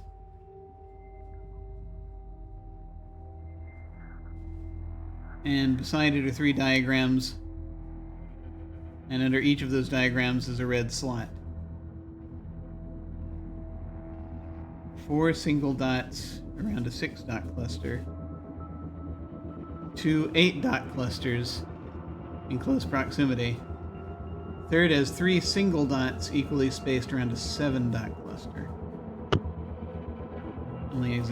I'm wondering if maybe that has something to do with the cages? Yeah, maybe? I don't know.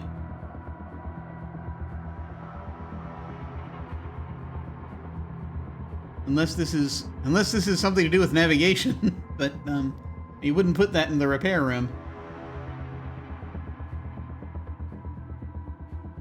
What do you think? I mean, all right. So 2 machines, the rays beside the yellow slot. Like, we can try putting the square into the yellow slot. Yeah. Oh, wait, the other machine involves a red slot. Yeah. It's the plants.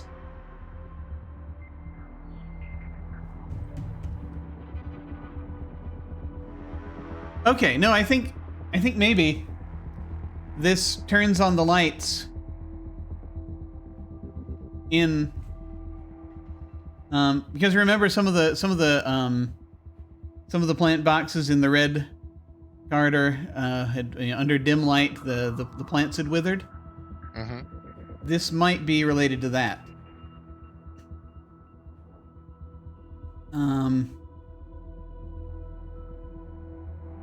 Then it's so very specific.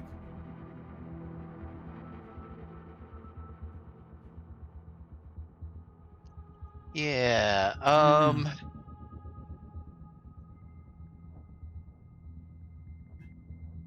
Sorry, I just realized because of the red slots.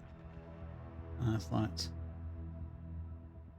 mean, we can still try the yellow slot if we want. But yeah.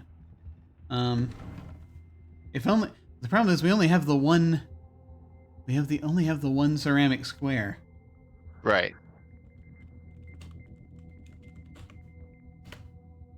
The metal and ceramic square doesn't fit. Okay. Might fit the computer. Maybe. Yeah. And then... Well, this is... Wait, what color? It's third red...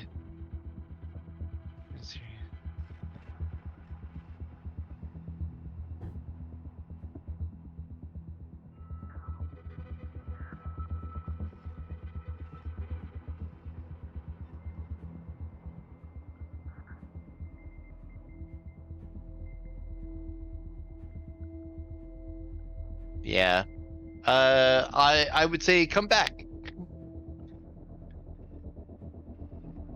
Come back. Yeah, come back to this room. Come back to this room later? Yeah. Okay. Let me take just a second and just write this down real quick. How dare you map this? I'm telling you. It's important. Then I'm just going to put it elsewhere on the existing map for now. I'm not going to connect these up right now. But I kind of want to... grasslands, sparse forest, something. Yeah.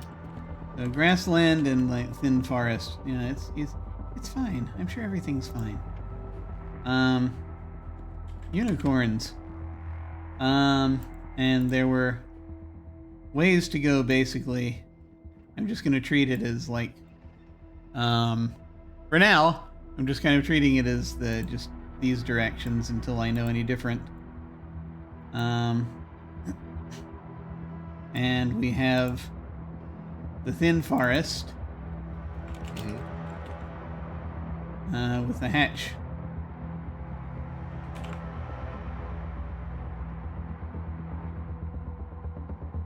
And, oh yeah, right, I need to...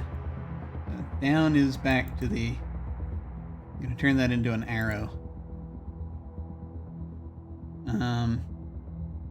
And... we have the thin forest that this connects to. Or it would if I were permitted to. And down from here is into the repair room.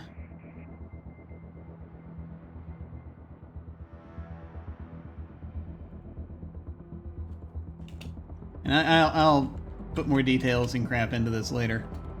Yeah. But it's got the square Two machines. Machines. Yeah. I won't go into huge detail right now about these. It's funny, it won't let me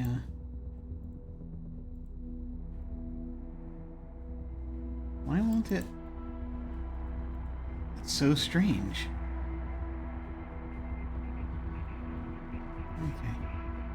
Anyway, Yeah. I'll put in details later. But so here we are. So we can come back here. Right. Back in the thin forest. What is it? So we were heading aft. Yeah. Do you want to keep heading aft? Sure. Okay. Dense forest. This is the forest primeval, conifers and cycads, I think, in rank profusion. Here and there, huge trees thrust upward through the forest canopy. One particularly large tree is to port of here. Ah.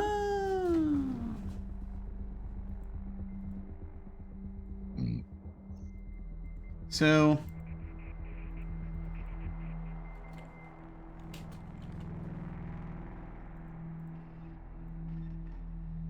I don't know why this isn't working the way that it used to work.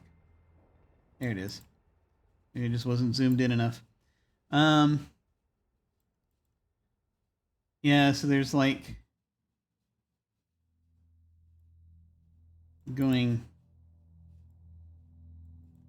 just going ship directions here as I'm looking at the map right now.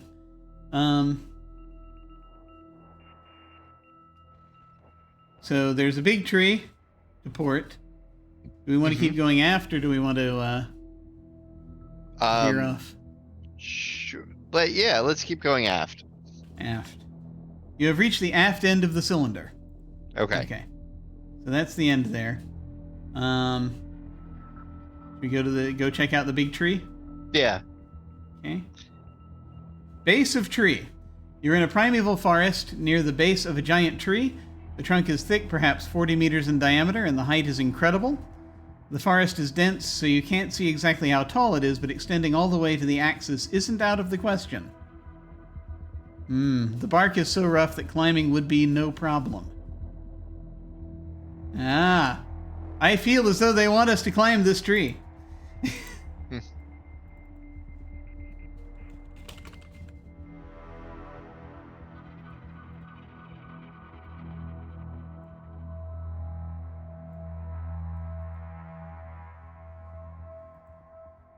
All right. Sure. Yeah, sure. Climb the tree. You can't climb with that bulky suit. No, it's not doing much anyway. You're no longer wearing the tattered suit. The lights come on. It is now full daylight. And no stuff is happening.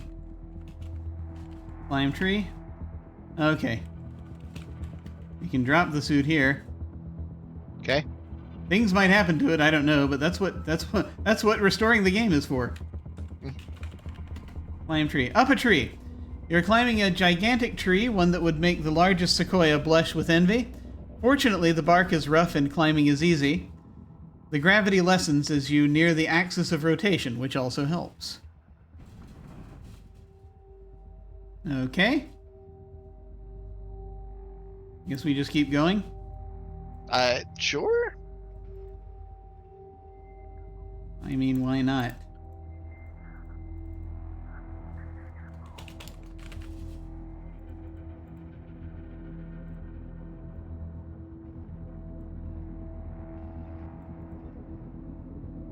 Okay.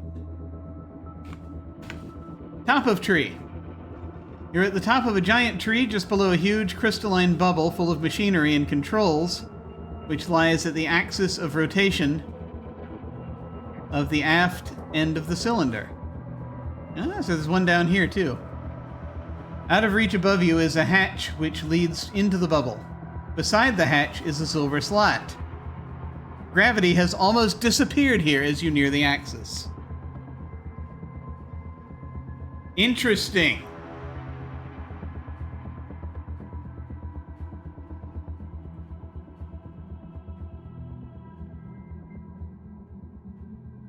Lies at the axis of rotation at the aft end of the cylinder.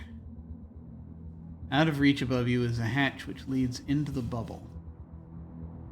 Beside the hatch is a silver slot. Okay. I have a thought about this, but I think to get into the hatch you have to put something in the silver slot.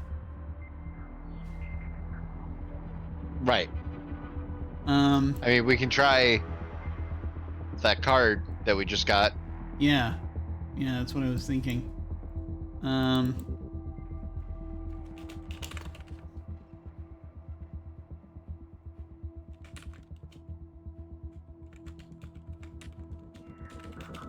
I remember they mentioned a bubble on the fore end as well that we could see. Mm-hmm.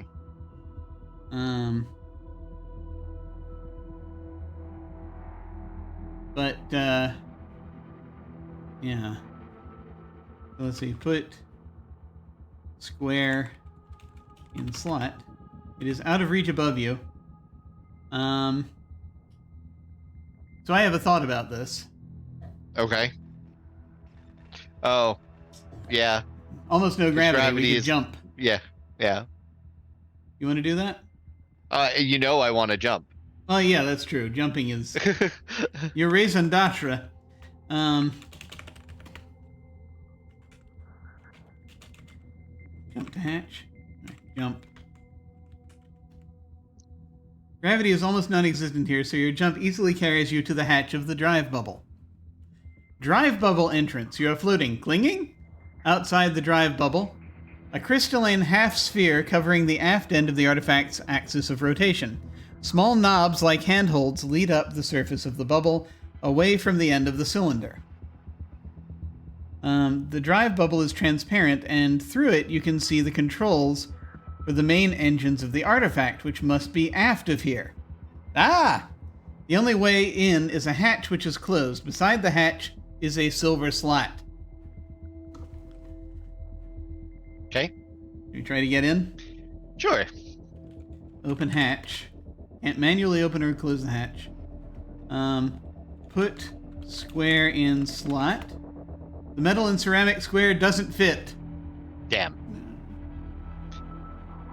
Alright, we tried. Yeah. I guess we could try to climb around on this thing if we wanted to. Yeah. As the handholds.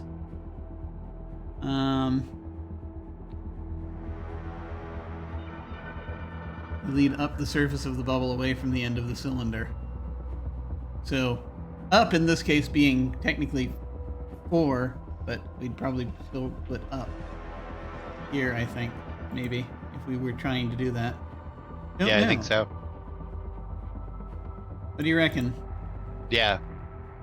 I would say up. Okay. Go ahead. Drive bubble. This is interesting. Okay. Okay. Let's see if this works. Up. On drive bubble. You are floating near and clinging to a large crystalline bubble, covering the aft end of the axis of rotation of the artifact. There is no weight here. Small knobs resembling handholds cover the bubble. You could use them to climb back down. Far away at the far end of the axis, you can see another bubble very similar to this one. Okay.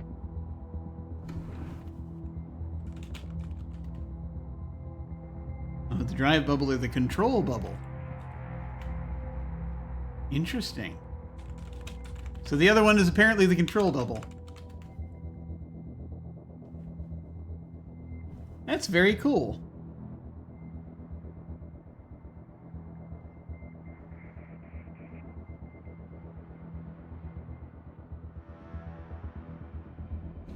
What do you think?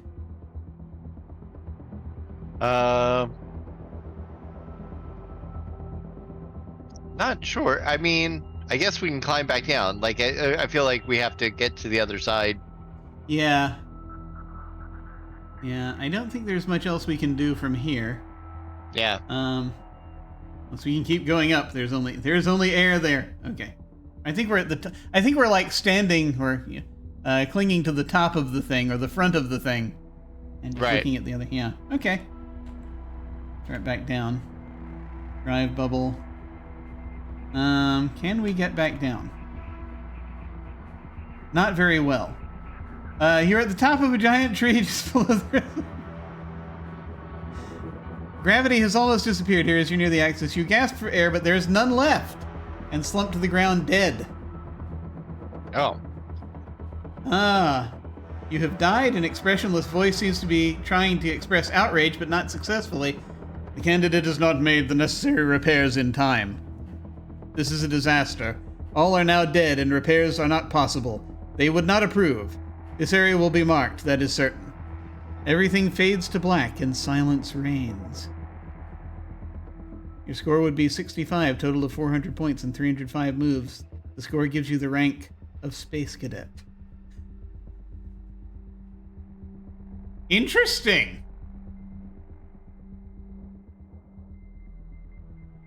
You just collect people and see if they can fix their ship.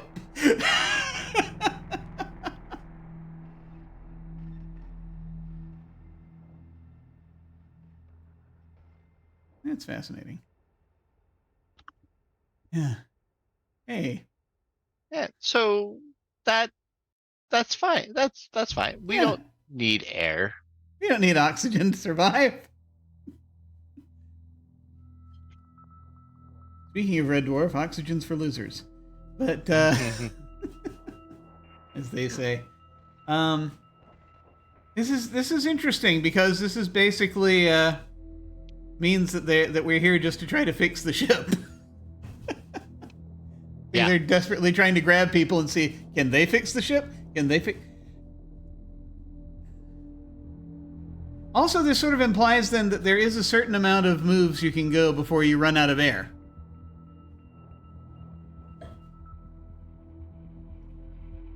Which I guess means that there's a reason why that guy wanted the suit so badly. Right. So I'm thinking maybe this would be a good place to bookmark it. Sure. With the death. If you're feeling like it. Bookmark. Closed. Yes. And then that's a good spot. Yeah, since we've been about 3 hours, and I don't know if you have to dive off, but it's getting around that time. Yeah. Okay, so we'll go ahead and we'll bookmark it here. What I'll do in the meantime is I'll add detail to the map and all that. Yeah. For this, and we'll come back to probably somewhere close to the tree or so. We'll come back at some point. I don't know. We'll have to decide a couple of things. We'll be in the new giant area for us to discover. Yeah. Cool. There'll be a lot going on. Yeah. Well, one way or the other.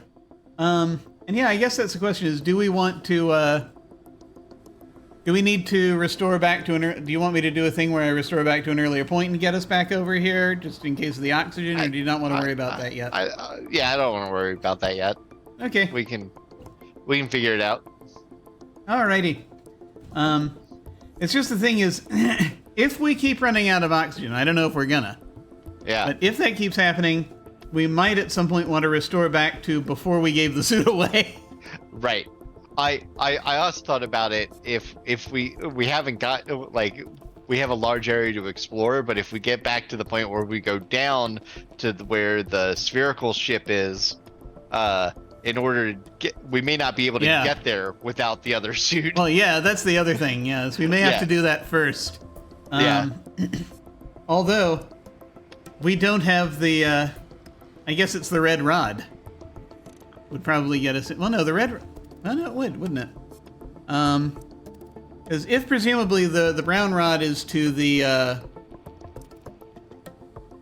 is for the ship in the green by the green dome. Right. Then the red rod was closest to the blue section, I think. Right? Right. I think so. And I mean, we've got the rod, the black rod for the red section. So that seems logical to me. So we'd probably need the red rod to get into the ship by the blue dome. Who knows at this point? Well, it's just conjecture. So we'll. True. Yeah. We'll burn these bridges when we get to them. That's right. But thank you so much for hanging out and playing this. This is very interesting. Yeah, always. I really enjoy these. Me too. Thank you so much. It is a delight getting to sit here and poke fun at these things and play with them and just figure them out. Which I never got to do. I never got anywhere near this far in this game. No. As a kid. In retrospect, I think we talked about it, and the entrance into the space station and it being planets. Yeah. I think I have played the opening to this, and I think I have done the planets thing. But I think even at that time I had to look it up. Ah. Like it seems reminiscent. None of the rest of this seems reminiscent. So I don't think I ever got further than that. Well, I mean, you figured it out this time. Yeah. There's that. Awesome. It might have been a rediscovery. Maybe. I mean, goodness knows. Yeah, right. Plenty of those. Very cool. Also, I mean, there will come a point if we end up dealing with the Warrens at some point. I'm probably going to be very, very strongly tempted to cheat on that one, just because of the way that's set up. But we'll dive off that bridge when we come to it. But very cool. So, I know that I'm just looking now secretly at my calendar. I am going to be out of town in a couple of weeks, probably, if all goes well. I'm going on a trip to see my godmother. Oh, nice. And I recently, as I mentioned in other streams, I recently injured my foot, so I'm hoping for that to heal up in time.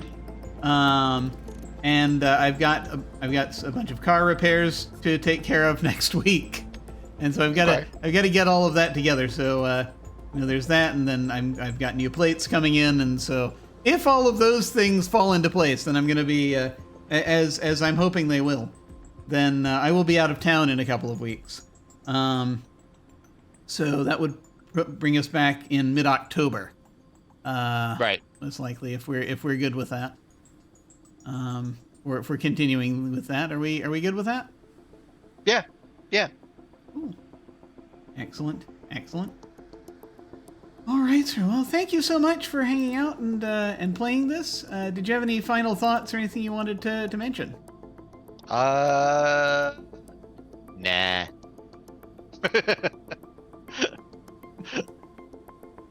I enjoy space. Breathing's overrated. Yeah, I know. Yeah, who cares? I mean, who breathes oxygen anymore? That's so out of fashion. But let's see. What have I got going on? So today is Thursday. We are getting close to the end of our campaign of Alas for the Angry Void. I do not know if we're going to finish before I have to go on vacation. I have to go on my trip. So we'll see. But we do have 2 Sundays before that happens, so we'll see how it goes. But if we have enough folks, then on Sunday afternoon, we'll continue that. As basically there's been a lot of interaction with cosmic entities, so events are coming to a conclusion on that game. And so we'll see how things go there. On Tuesday evenings, we play our game of Nine Fox Gambit, run by Hollow. That is also in space. There's a lot of space on this channel lately. That's been a lot of fun. It's a dystopian military sci-fi. The more we explore, the more terrified we are at the breadth of the web we're uncovering. So I'm looking forward to continuing that and seeing where we go with it. And that's everything that's going on here at this time, aside from my occasionally playing odd video games. I've recently been developing a vendetta against some of the Babylonians in Age of Empires. And so probably coming back to that, and then a couple other games that are going on, as will happen randomly when I have time. But that's about all I've got at this point. When we hit the end card, we may go over and say hi to somebody. There are a few people streaming right now we might say hi to. Feel free to hang on and say hi to them with us if you are so inclined. In the meantime, folks, thank you all very much for watching. Take care, and we'll catch you next time. Bye!